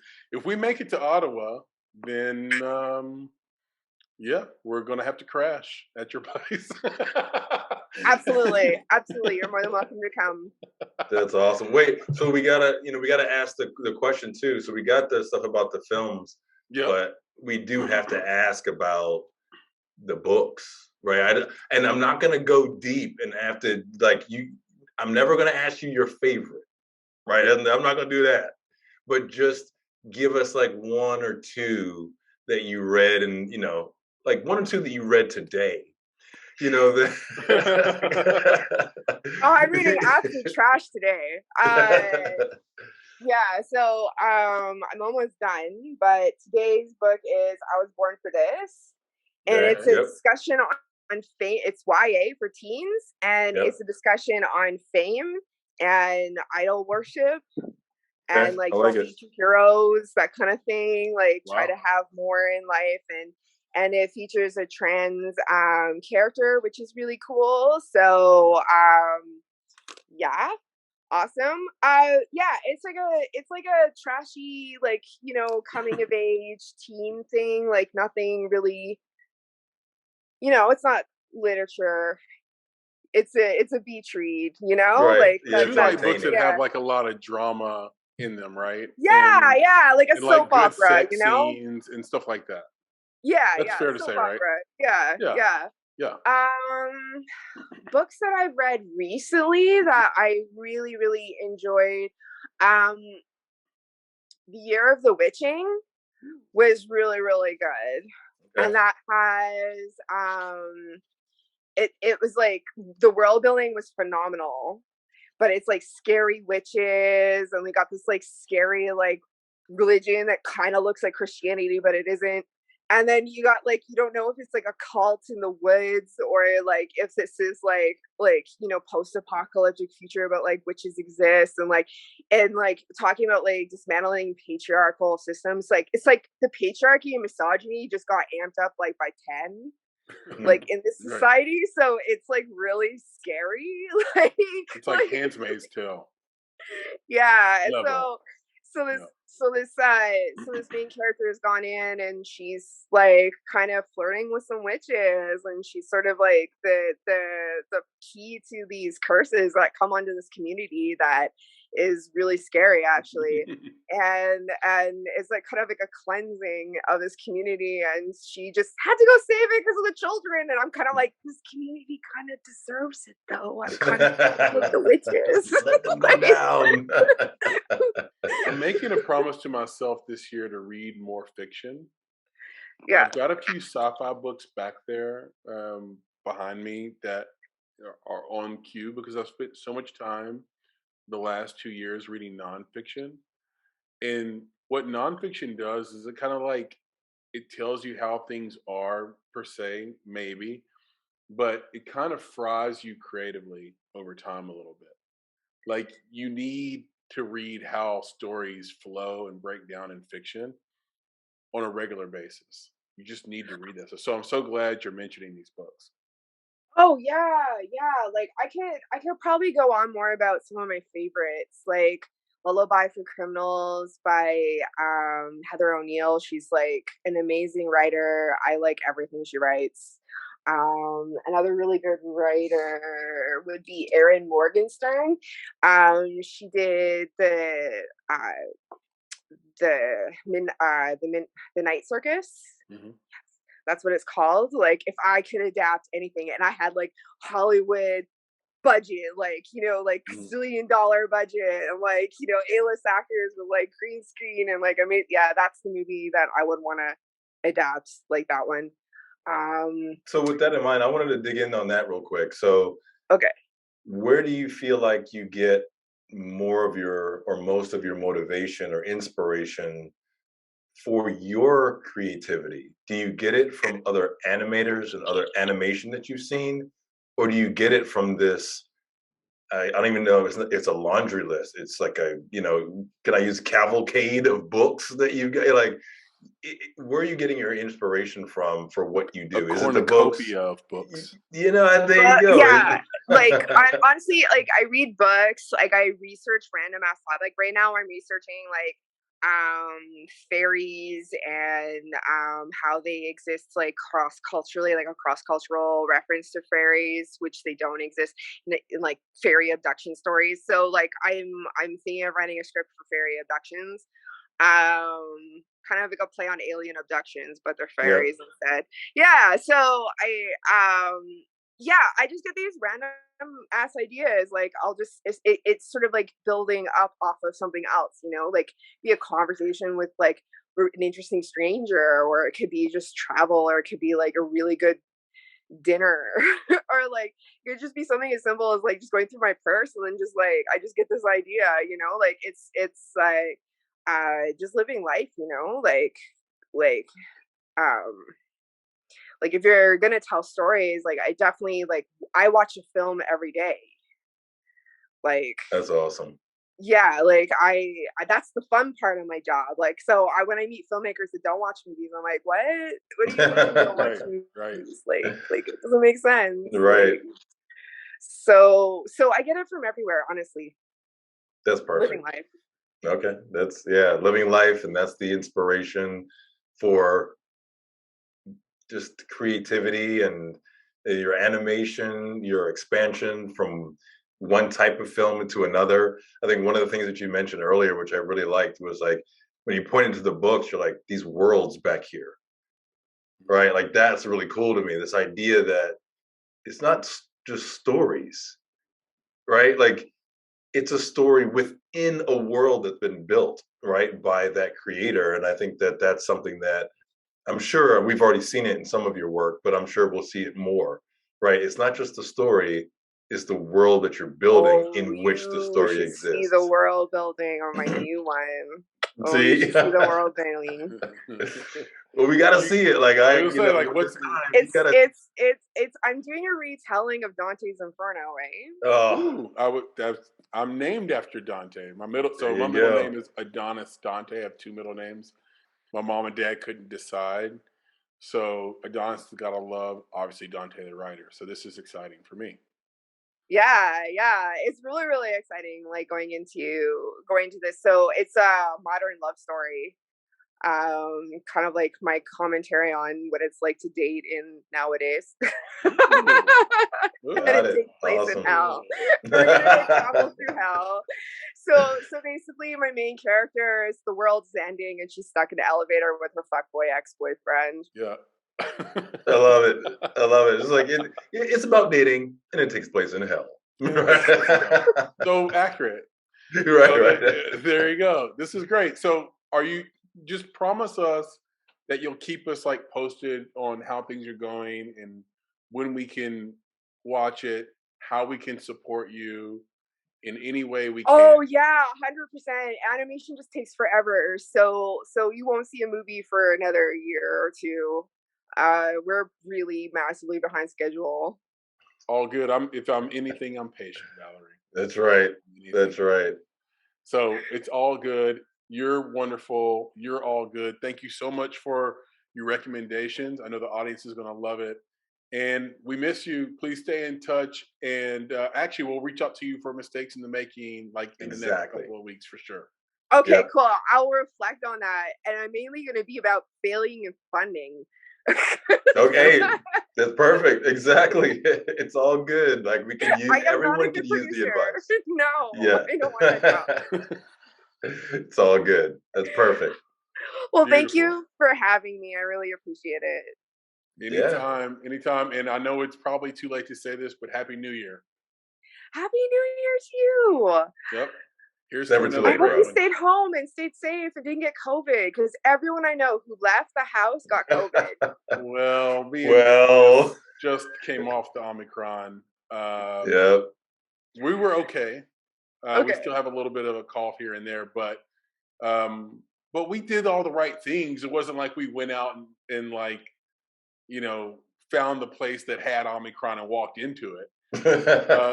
I think it came to us. Honestly, I think it found us through people that we live with, and that's and family over the holidays. I think that's kind of what happened. Well, thank God it's not long COVID. So I'm glad you recovered. We think we did. I'm pretty sure we did, but it happened over Christmas for both of us. I think I'm pretty sure. Yep, it did. But we're good. My first symptom on Christmas night. Looks like I had a little tickle in my throat. Wow. Like when they say you get the tickle in your throat, that's legit. Like you get a little scratchy thing happening, and then it sort of. Here's what I've been telling people, and then I promise I'll let you leave after this. I promise I'll let you leave after this. Okay. Here's what I've been telling people. I was ripping and roaring and like running around and running errands and still like working my butt off and like doing my life stuff and feeling like I had like just this headache that wouldn't go away basically and congestion. And I'm so glad that I went ahead and took a test because, and it sounds crazy that I even have to say this or that I could say it. A positive COVID test is a socially acceptable reason to stop. And so once I got the positive, it gave me a reason just to rest, to lay in bed, get healthy, take medicine, drink tea, watch TV, watched a ton of movies, and read a ton, and felt good enough to go, but I didn't have to, and everybody understood. That's right. Yep. And that's what was so cool because had I not taken the test, I would have just kept going. Yeah, you push through it, right? That's it. It's your get out of hustle free card right there. That's exactly right. Right. So if you think you have it, go take a test. If it's positive, give yourself the grace. Give yourself the grace to sit down and chill and just like Val says, read a book a day and watch a movie a day. You're being right. Good stuff. Awesome. I'm an indoor person, as you could tell. So it's like it worked for her anyway, right? Yeah. That's why I haven't caught COVID. I don't leave the house. We avoided it for like nearly 2 years. So yeah. So we never had it before. We were like, we're the lucky ones. We have the dragon blood or whatever, and then the tiger blood. Sorry. and it hit us. We got snapped by it like Thanos. So that's what happened. But I think you are going to be the unicorn that never gets COVID. That's right. I believe it. I have an at-home production, right? Keep in mind, I'm in animation. This is what's so funny at NFB. Like when they were courting me to get me to come with them, they're like, "Oh, and you have a studio, and you won't be alone, and like you have all this crew and everything." And then COVID hits, and I'm doing a remote production. Yeah. So I'm still alone. But COVID free. But COVID free. That's right. Yeah. Exactly. Well, here's to getting out and not having to worry about it in 2022. That's the prayer. That's the hope. For sure. And we'll just see how it goes. Every time one variant ends, they report a new variant, like Delta and Omicron having a baby, flu Rona. And it's like, God, we're just so over it. It's like, come on, what the hell was unleashed upon this planet on us? But I'm going to stay optimistic. 2022 is a year where we're going to see some sunshine and get some things done and stay disease and virus free, hopefully. There you go. And you checking in on you, Val. Thank you so much. You're so wonderful. You're the best. And we'll talk to you really soon. Bye. Yep, for sure. Take care. Bye. Valerie Barnhart, folks. That was awesome. She's a ball of creativity and energy, isn't she? She is. Book a day, a movie a day, dude. That's content consumption right there. I can't believe she was able to curate down things to actually say, hey, this was the best, this was the worst. Yeah. With as much as she sort of, what's cool though about taking in that much content? It gives you incredible contrast and the ability to really delineate great from good and good from bad. Very similar to us with screenplays. It's like when you read enough screenplays, you recognize immediately poor structure, bad grammar, story's not going to work. You notice it right away because you've read enough screenplays where it's all the great ones have similarity. They have super creative transitions and super great pacing, and they have the nuanced pieces that make someone great versus good, or make a piece of work great versus bad.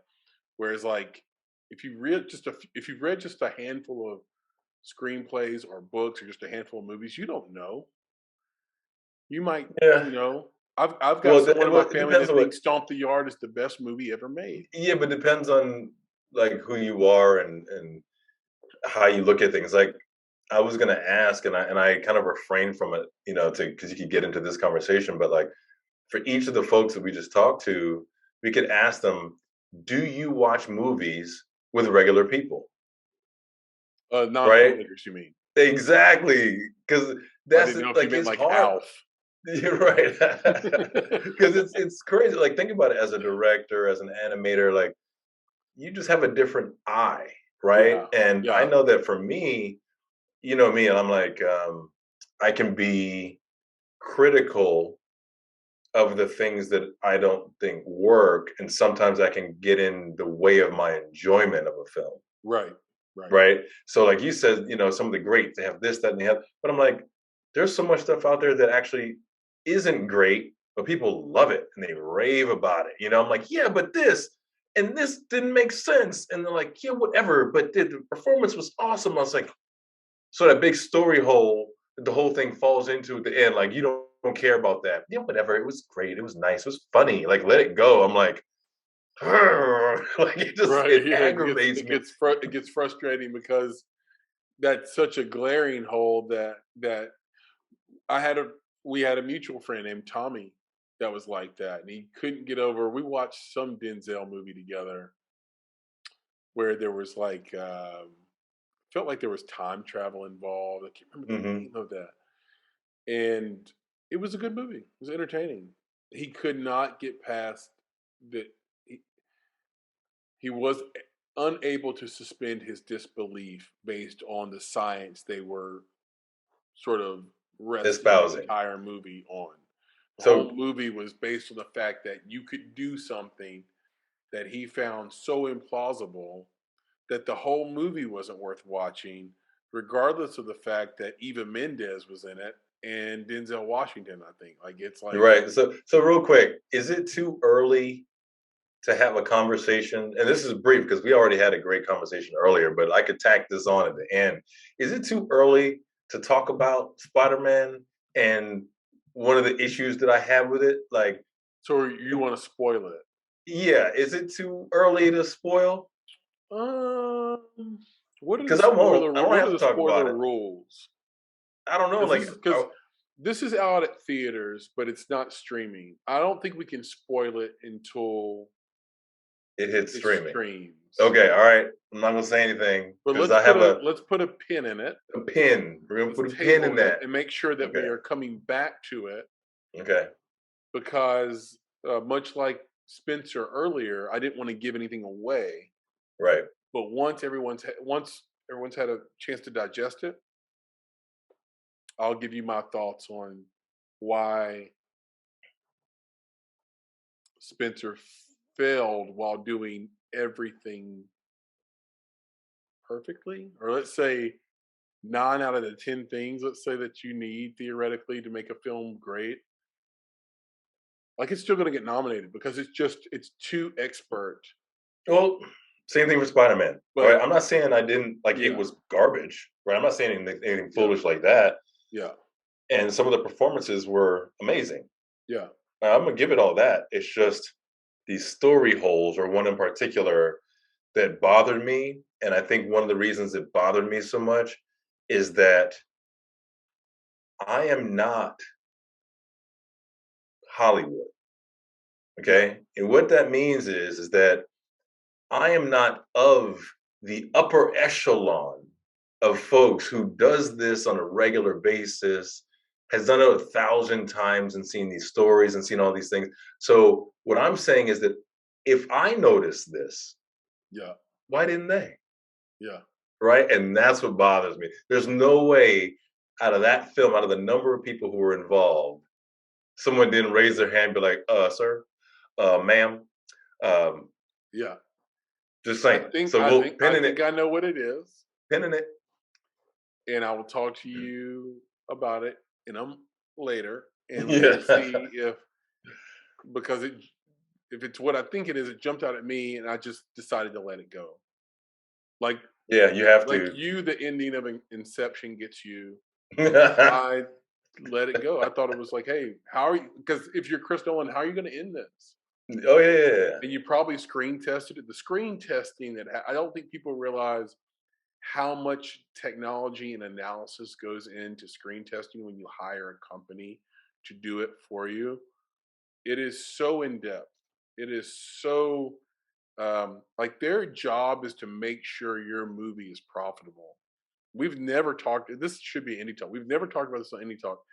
Yeah. If you can afford it, you should hire a screening company, a company that will do test screenings with a variety of groups. The type of insights you will get, you will know who to brand and market to. You'll know who likes it.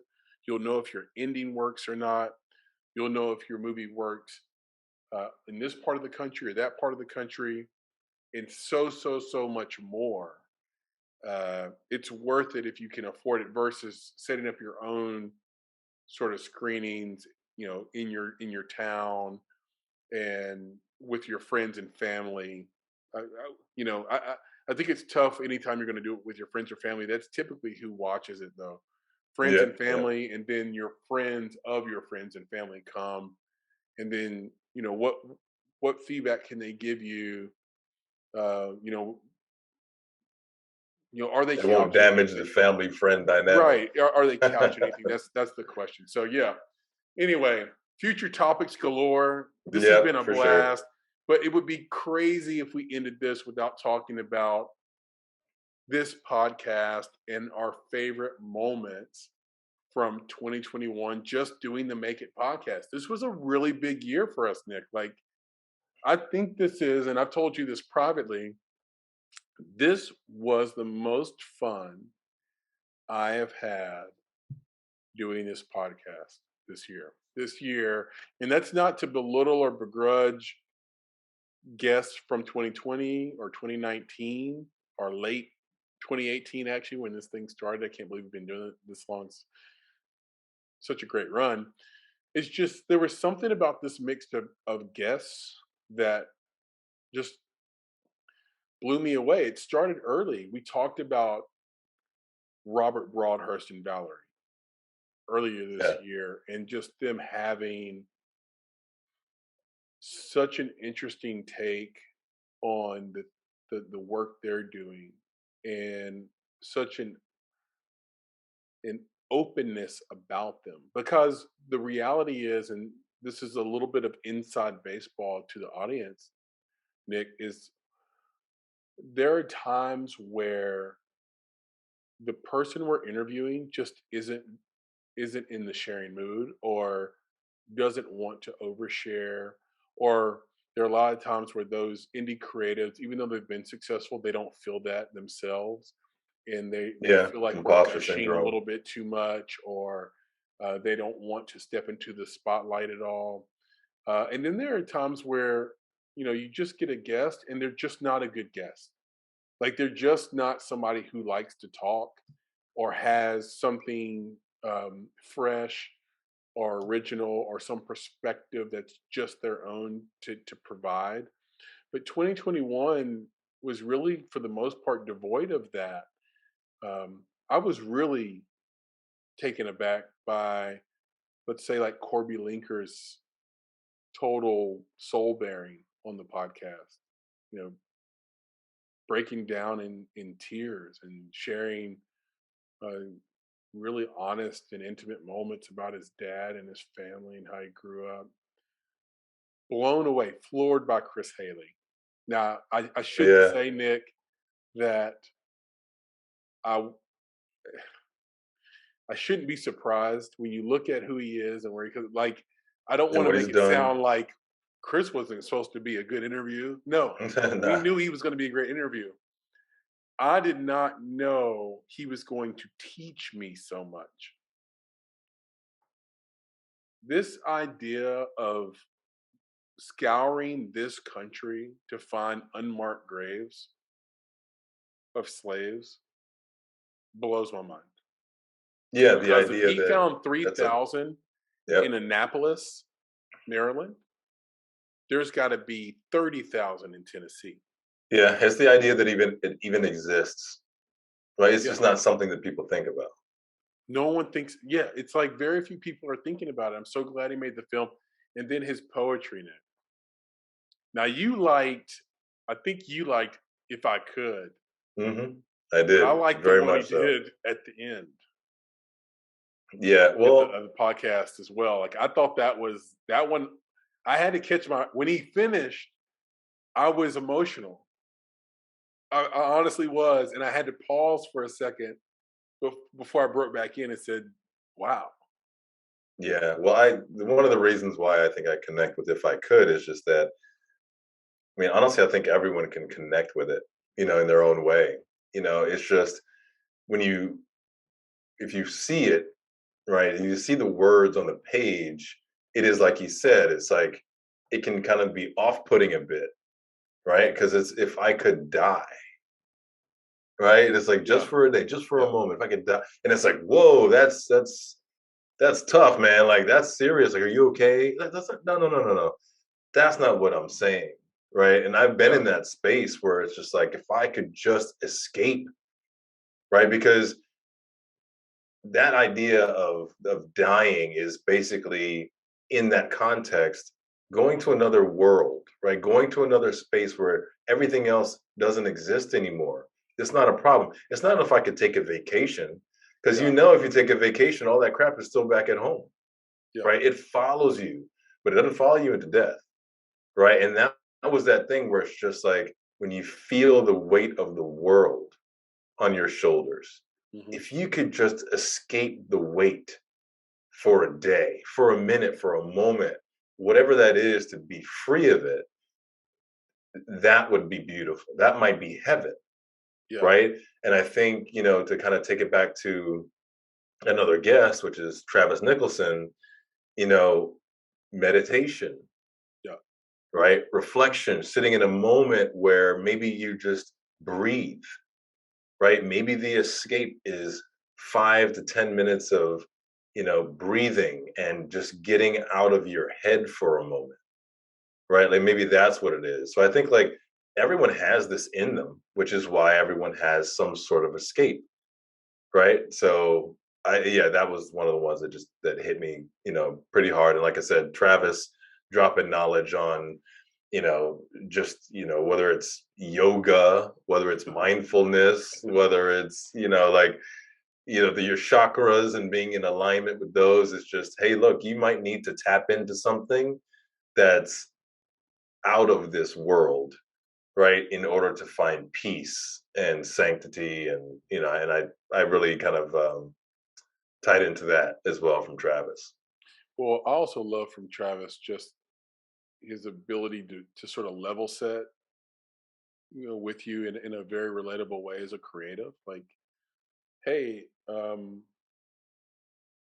you need to like fight for what is yours. That's right. Like, if you believe in it and you believe you should get the credit for it, you don't have to be pushed around just because you don't have a name or because somebody has more credits than you or the money people are threatening you. And the reason I think that hit home with me so much is that there are these filmmakers that we've worked with in the past where that's happened to them, where Hmm. they've let the big name or the person with the money come in and give a threat and they gave into it.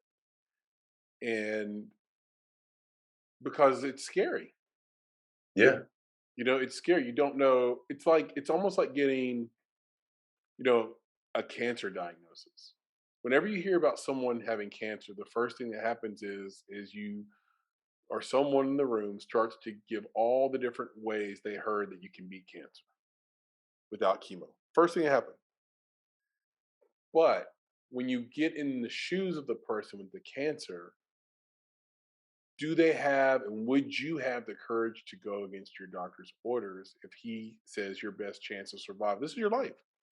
Your best chance of survival is chemo.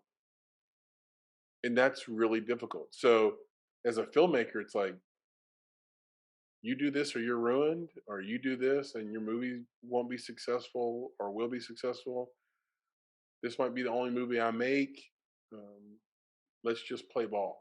And you end up, but Travis is like, no, it's really scary. It's almost like the hero's journey. It's really scary, but you're going to come out the other side a changed person, and you're going to come out the other side. Yeah, but he had, and it's good that you mentioned the hero's journey because he definitely had a guide. He had people behind him, right? That he told him, hey, stick to your guns, bro. You earn this, you deserve it. Stick to your guns, right? And again, like you said, a lot of folks don't listen to that sage advice, right? And they get tripped up by it. But he listened, right? And those people stuck by him, and he got what he deserved, right? Which is the credits that he deserved. And it's awesome. It is a great story. This whole conversation, we've had people tell us their favorites of 2021 and be very definitive. And then, I heard you say to Valerie, I'm not going to hold you to one because you read so much. Like, just give me a couple of your favorites. This is how I feel about our podcast conversations this year Oh or yeah. during 2021. It might be that, like, I'm a big, like, let's be definitive. What was your favorite? Or, and maybe what was your one or two? In this case, I'm going to stick with the Nick methodology. I think it's really hard to say that was my favorite, or this was my favorite, or this was the best, or that was the best. When really what it is that was the best for my intellect. Like, so Michael McCrae, for example, Hmm. that was like being in college and having a professor teach you something, but something scandalous, Oh something yeah. you're not supposed to know so much about. And the line I think you broke out from this was you have a 5% chance of winning your whistleblower case, but a 10% chance of committing suicide. Dude, that floored me. I don't know how many people I told after that. I mean, that is daunting. Yeah. I mean, that is, like he said it, it's, you look at those numbers, right? 5 and 10. Mm-hmm. You're twice as likely to commit suicide as a whistleblower than you are to win your case. Twice as likely. Man, floored. Yeah, and that doesn't even talk about sort of the day-to-day anguish, because I spoke with my family. I couldn't stop talking about the interview after I got done. So this was even before it published. Yeah. And I'm sitting there talking to folks for weeks, and people in the family like, if I actually saw something corrupt and wanted to be a whistleblower, how would you guys respond to that? And it really caused this pause, which is like, I really don't know if I'd want you to be a hero. I really don't know if I'd want you to walk that line and ruin all of our lives for something we didn't even care about. There you go. And so that's not suicide, but that's probably going to happen. Like your whole family's probably going to leave you in the It's a suicide of sorts. Righteous. It's suicide of sorts, right? Like it's the death of the relationship you have with your family, right? That is huge, right? That is, and especially if you can't get it back. I mean, that's huge, man. Right? And so yeah, that whole whistleblower world, right? Like it's a world in itself. Like it's just something that we had no idea about, that we were taught a lot about. And it's, like I said, like everybody loves whistleblower stories, but I don't know how many people are telling them. I got a book right there. Yeah. And to me, that compares with our interview with Michael. I mean, right. And you might get more in terms of what it's really like from the interview than you would from a whistleblower book. So everybody should check that one out. So in the category of favorite guest that humbled me, Alex Schmidter. Yeah. Our first trans guest, as far as we know. But man, did I misunderstand the point before we researched Alex and spoke to him? And he's so gracious and smart and thoughtful on the topic, and not at all sort of like, his goal wasn't to push anyone out. That's right. The way he spoke was, let me bring you in and embrace you and not judge you for whatever ignorance you may have, which I feel like I started with, right? I was like, okay, I know I'm ignorant here. He came in and laid it all on the line, and plus his movies, in a humble way, by the way, and plus his movies are excellent. Like sometimes we'll interview someone and the point is they've made a movie in the indie space. That's the point. They've made a movie. How did they do it? Let's break it down for the audience so they can find out how they can make their movie. And sometimes the movie's just, it's okay. But that wasn't the point, whether it was like an Oscar winner or not. The point was, no, Alex's movies are great. Everybody should see him. He did a great job. So I don't know. Any thoughts on Alex Schmidter? Yeah, I'd say the same. I'll have to say that his delivery, right? Like it honestly felt like you're talking to a really good friend. Yeah. Right. And it wasn't like the person, again, he's not talking at you in any way. He's not forcing an opinion on you. It's honest. It's weird. It was like you're having a conversation and his arm is around you. Right. Like that's the close, like that's what it felt like. Like, this is cool, man. Like, this is comfortable. We're going to talk about this, but guess what? I'm going to educate you a little bit along the way. Right. I'm going to make you think about things a little bit more, differently. Like disclosure, you got to see it. You got to see it. You make it for what it is you want it to be, what you need it to be. But for me, it was eye opening. Right. And I think one of the ways that he was even more eye-opening for me was if I just take it out of the context of transgender and I put it in the context of African American, right? So like if I had seen films that portrayed African American males in a certain way, how would that make me feel? Yeah. Right? Because I don't want it to be about them, right? Those transgender people, like it's not. They are me, right? They are people. They're human beings, right? Like, Right. and I think that's what Alex was basically saying is like, just listen for the purpose of understanding.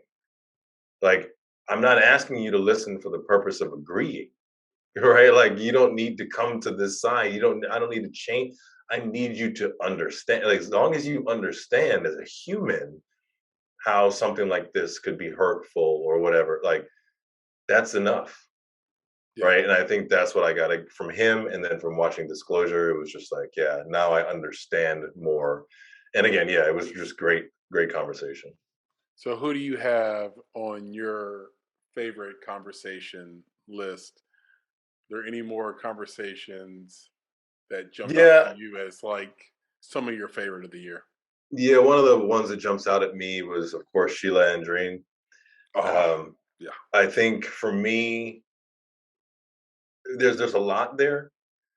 So, because one, she's just this, positive ball of energy, She's a right? juggernaut. That you can feel through the universe, but she's also, like you said, she's a juggernaut in that, she's started, indie flicks, and like there's so much to what she is doing, not just for film and not just for independent film, but for humans, for people, Yeah. right?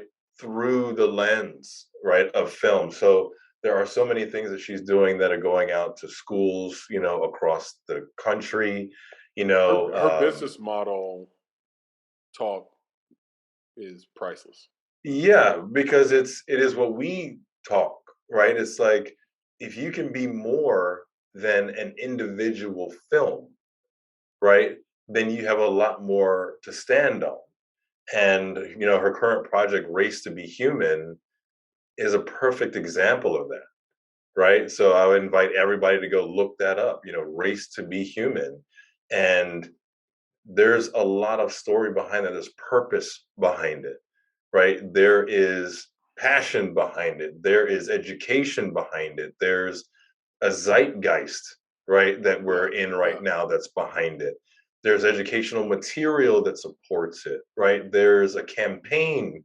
It's not just a movie. It's not like just go watch this thing, right? And it's a series, but it's like go learn, go share, right? Go be a part of this thing. And that's different than just a movie, right? We were talking earlier about, going to the theater and having an experience. Yeah. Well, that's what Sheila is creating. She's creating experiences around these topics that she's discussing via film. And I think it's just an amazing thing. I love everything about it. Totally agree with you there. You might have say this next, but I've got to mention Alexis Gambus. Oh yeah, Lexi, yeah. Lexi, which is what he goes by. And the reason why for me is that to me, he's the filmmaker to watch.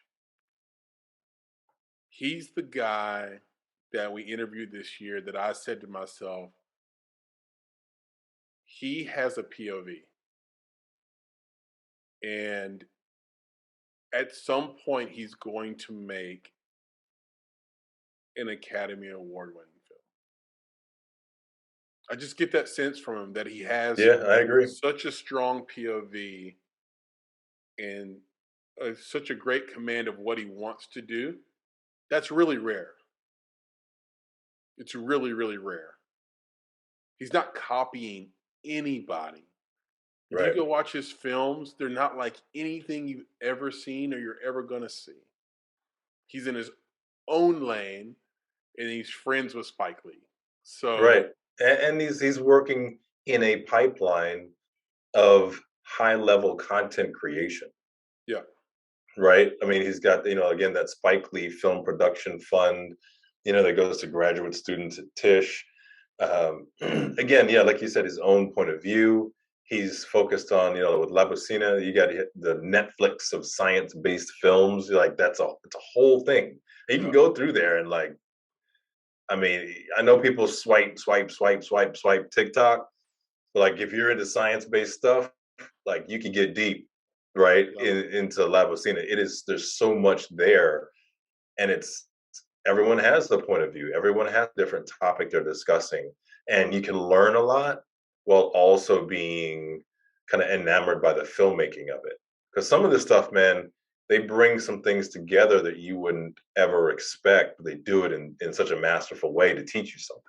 Yeah. So yeah, I agree that he's off to some wonderful places, doing great things with great people, and we're just gonna keep watching that trajectory because it's skyrocketing, man. It's shooting way up.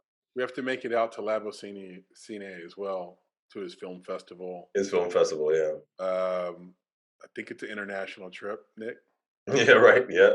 We might have to get shots in the stomach or something. No, but no, whenever it feels like we should do that and we can do that, we should go do that. That sounds like a good freaking time. Oh yeah, for sure. Happen. Favorite, there are people. What did I say earlier about so there are people who just aren't good at being on the microphone because they don't do it a lot. Like they're filmmakers or they're doing their thing. They're great at that, but they don't get on. They don't have conversations like this, right? The person who does do that sticks out is Alex Ferrari. He is so good on the microphone. You can tell this is what he does for a living, because when he tells you a story, he tells it in such an animated and voracious and interesting way. A lot of times when someone is speaking and they're speaking, let's say quickly, it can kind of get on you a little bit and you're like, ugh. He has mastered how to ebb and flow and have the rhythm and just tell you a story, and then take the wealth of knowledge from his past podcast guests and his own experience, and then wrap a lesson up in the story. Yeah. Or wrap a warning in the story. Or this is the situation, you know what I mean? So yeah, and props to Alex Ferrari. Appreciate him for coming on. And I'll jump in on that one too. 100th episode as well. 100th conversation. There we go. Perfect person to have on for the 100th episode. But I'll also add to that his storytelling is natural, but the other part of it is it's very genuine, right? Like he's got nothing to hide when he's talking to you. Yeah. Right. He's putting it out there because of what he does. Right. He's trying to educate. He's trying to, like you said, warn in some place. He's trying to advise. He's trying to just be real. Right. And I think that's what he's based his podcast off, is just being real and sharing his real experiences throughout all this. So that's another thing that I got from him. And the fact that, hey, he's hustling, folks. Yeah. He's legit. Like, it says the indie film hustle, like he's hustling. Right. Yeah. And it's true to who he is in his heart of hearts, that he's a hustler. And it was good to hear that. Exactly. Not just a tagline. Like it's legit. Like he's walking the walk, and he has, the results vary, to keep it 100, right? But which he would appreciate. But what's consistent is the dude has ideas, man. Like that's right. He has hustle ideas. Like, how are we going to do it? Nothing's getting in my way. And there's a wall. Let me make a hole through it. Right. show you how to do it. Yeah. This is the longest indie talk we've ever done. It is the most. And it's just flown by. It's been a blast. I don't mind it. I think we'd be remiss if we didn't mention Christian Gregory. Save maybe the best for last. I don't know. His dad, Dick, meant a lot to us. Meant a lot to how our company got formatted. How it came to fruition. The inspiration to go into film instead of tech. in publishing, which is what we originally started out doing. We might circle back on that, who knows, because those things seem to converge with what we're doing now. But the courage and the understanding to go into film, and the motivation and inspiration of the world that just surrounded him was meaningful. And then to have Christian come on, who had been so gracious to us for as long as he's known us, and then just give us the full Christian Gregory experience. You know what I mean? Oh, it was awesome, dude. Marathon Yeah, conversation at length, bro. At length, because there's so many stories to tell, and I have to give it to him. I mean, honestly, out of all the guests, might have been like the best storyteller. Best storyteller. Yep. Right. I'll have to give it that. It's just the best story. And you're in it. You're 2 feet in. Like, you're just listening to this. And I swear there's parts of those stories that I can see in my mind. Like the kids taking the car. Alex Ferrari makes a mundane story good. And Christian is a better storyteller because his stories are about people the entire world knows. Exactly. And it's just, there's a depth to every. And it's real. Yeah, every piece not him of just it name dropping. Exactly. But there was a piece, every piece of it, like I said, it was tangible in my mind, right? I could envision all of it. And, there was a lot of it. It was just so much great content, such great conversation. It was a lot. And it was a lot to consume for a lot of people.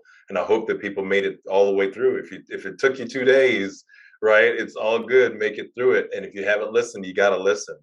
You're going to laugh in this. You're going to learn in this. It's just, it was just a great, great conversation. I totally agree. Cannot wait to do a round 2 with Christian. It's probably going to be very similar to the first round. It's going to be long. And somewhere deep down, I hope that one of our guests had mentioned the documentary is one of the best indie films to come out this year about his dad. It was one of my favorite things I saw this in 2021. Yeah, so, the one and only Dick Gregory. One and only Dick Gregory. So if no one said it, we said it. Go watch the one and only Dick Gregory wherever you can see it. Andre Gaines directed. Great job there.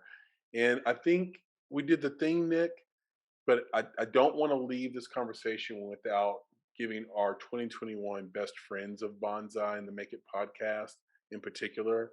Lori Peterson-Waite, we love you. Been a supporter since the beginning, helping us behind the scenes in ways that go unnoticed by most, but not by us. Cookie McCrae, you've been a real friend. Thank you so much for doing the things you've done behind the scenes. There's countless times that she has provided assistance on a variety of conversations. I'll just put it that way, and I'll leave the rest of it a secret.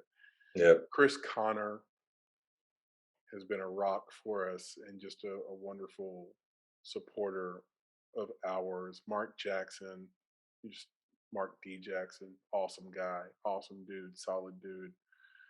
I hope I'm not leaving anybody else out. Of course, our own team, Elise Bakken, Jason McConnell, Matt Williams, the whole crew, Papa Bear, Randall B. Yeah. And everybody, every filmmaker that came to the filmmaker dinners this year. That was one of the best things we decided to do in 2021. It is an unbelievable time and unreal networking, unreal food, unreal wine. It just is like the best conversations, total inside baseball stuff. It was great. So if you guys were a part of that, thank you. And for this audience, maybe one day we will host a little conference, Nick. And we'll charge some amount per head or something. And we'll do a massive sort of bonsai filmmaker dinner. Everybody else is doing film festivals, right? Sundance is coming up. It's going to be virtual. That sucks, but it is what it is. Wish it could be in person. But what Bonsai might do in the Make It podcast is we might just have a dinner festival. There you go. You just bring a bunch of people in, and we just eat, converse, and drink, and network like crazy. And some producer is going to meet some director, some cinematographer is going to meet some line producer, some screenwriter is going to meet some great actor. It's just going to be great. So let's workshop that. And like, there you go. There you go. Let's talk about it. Happen early 2023 or something like that. Yeah, let's talk about it. Yeah, let's do it. So, Nick, do you have anything to add to everything I just said? Did I leave anybody out? I'll just say this, that, I've got a list of even more great conversations, great points, folks that came on, but we don't want to be exhaustive, right? We don't want to make this any longer than it needs to be. But I just want to give a shout out, right? If we didn't say your name in this podcast, that doesn't mean that you've been left out, right? There's a lot of love that has come through these conversations. There's a lot of laughter. There's a lot of learning. There's a lot of short films, feature films that we really adored from the folks that we work with, and that we, have these conversations with. So like, don't feel left out. You guys are all awesome. 2021 was, like Chris said, it was one of the best years for the podcast. And every last one of you was a critical part of that and a springboard for 2022. So we love you all. We appreciate you. Well said. And if you want to tell us who we left out or how much you love us or how much you hate us, you can do that at contact@bonsai.film. That's an email address, as I've mentioned in the past. So email us, let us know how you feel. If you want to get in touch with Nick and maybe give him some questions, concerns, queries, you name it, he'd love for you to reach out to him at his email address, nick@bonsai.film. You can find me on Twitter at Flame in Your Heart, or you can just search for Christopher Barkley and I will come right up. Feel free to tweet at me, DM me, whatever you want to do. On the socials, it's _Bonsai Creative, although we have some cool things coming for social very, very soon. So we may switch that up, but for now, _Bonsai Creative. And then, of course, our website is our number one resource, www.bonsai.film. You can go there, get everything you need about bonsai, but also everything you want to know and learn about the Make It podcast and how to support it, how to be a part of it, how to listen to it. It's all right there on the website. We also have an incredible blog called Industry Insights, where you can click on that and read all the most important things that are happening in and around independent film. And I don't think I left anything out, Nick. Do we have a link on the website yet where people can sign up for our newsletter? Or no, we have the you can sign up for the Industry Insights blog post, and when you do that, it signs up for the newsletter as well. So that's a good place to go. So go to bonsai.film, go to Industry Insights blog, and then sign up there. That'll get you part of the newsletter.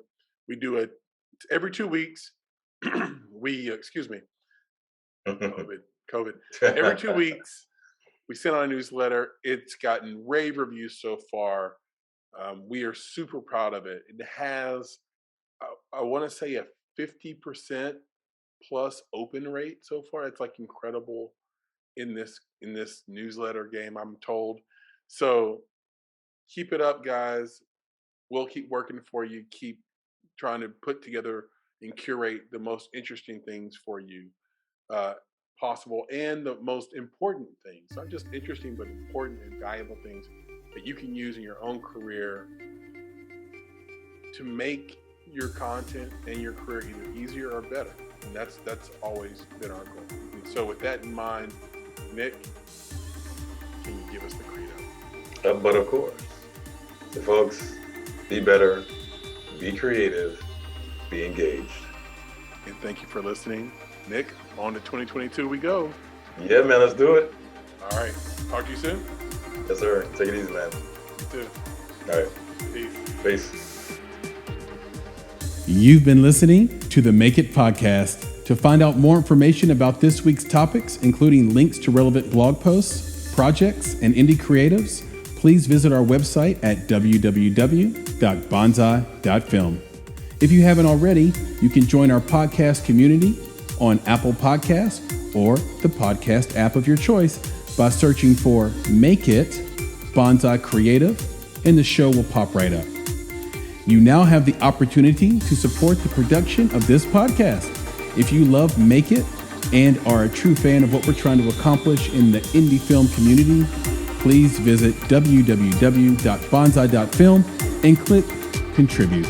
Contributions start at only $5 monthly. You can follow us on Instagram and Twitter at _Bonsai Creative and on Facebook by searching for Bonsai Creative. You can provide feedback to us via email at contact@bonsai.film, and you can follow me, Chris, on Twitter at Flaming Your Heart. That's FLAMEINURHEART. And of course, if you're looking to take a big step towards your filmmaking success, go to www.bonsai.film and click on Services to explore a variety of offerings from keynotes and panels to pitch readiness assessments and so much more. You have everything to gain. Until next time, be better, be creative, be engaged, and thank you for listening.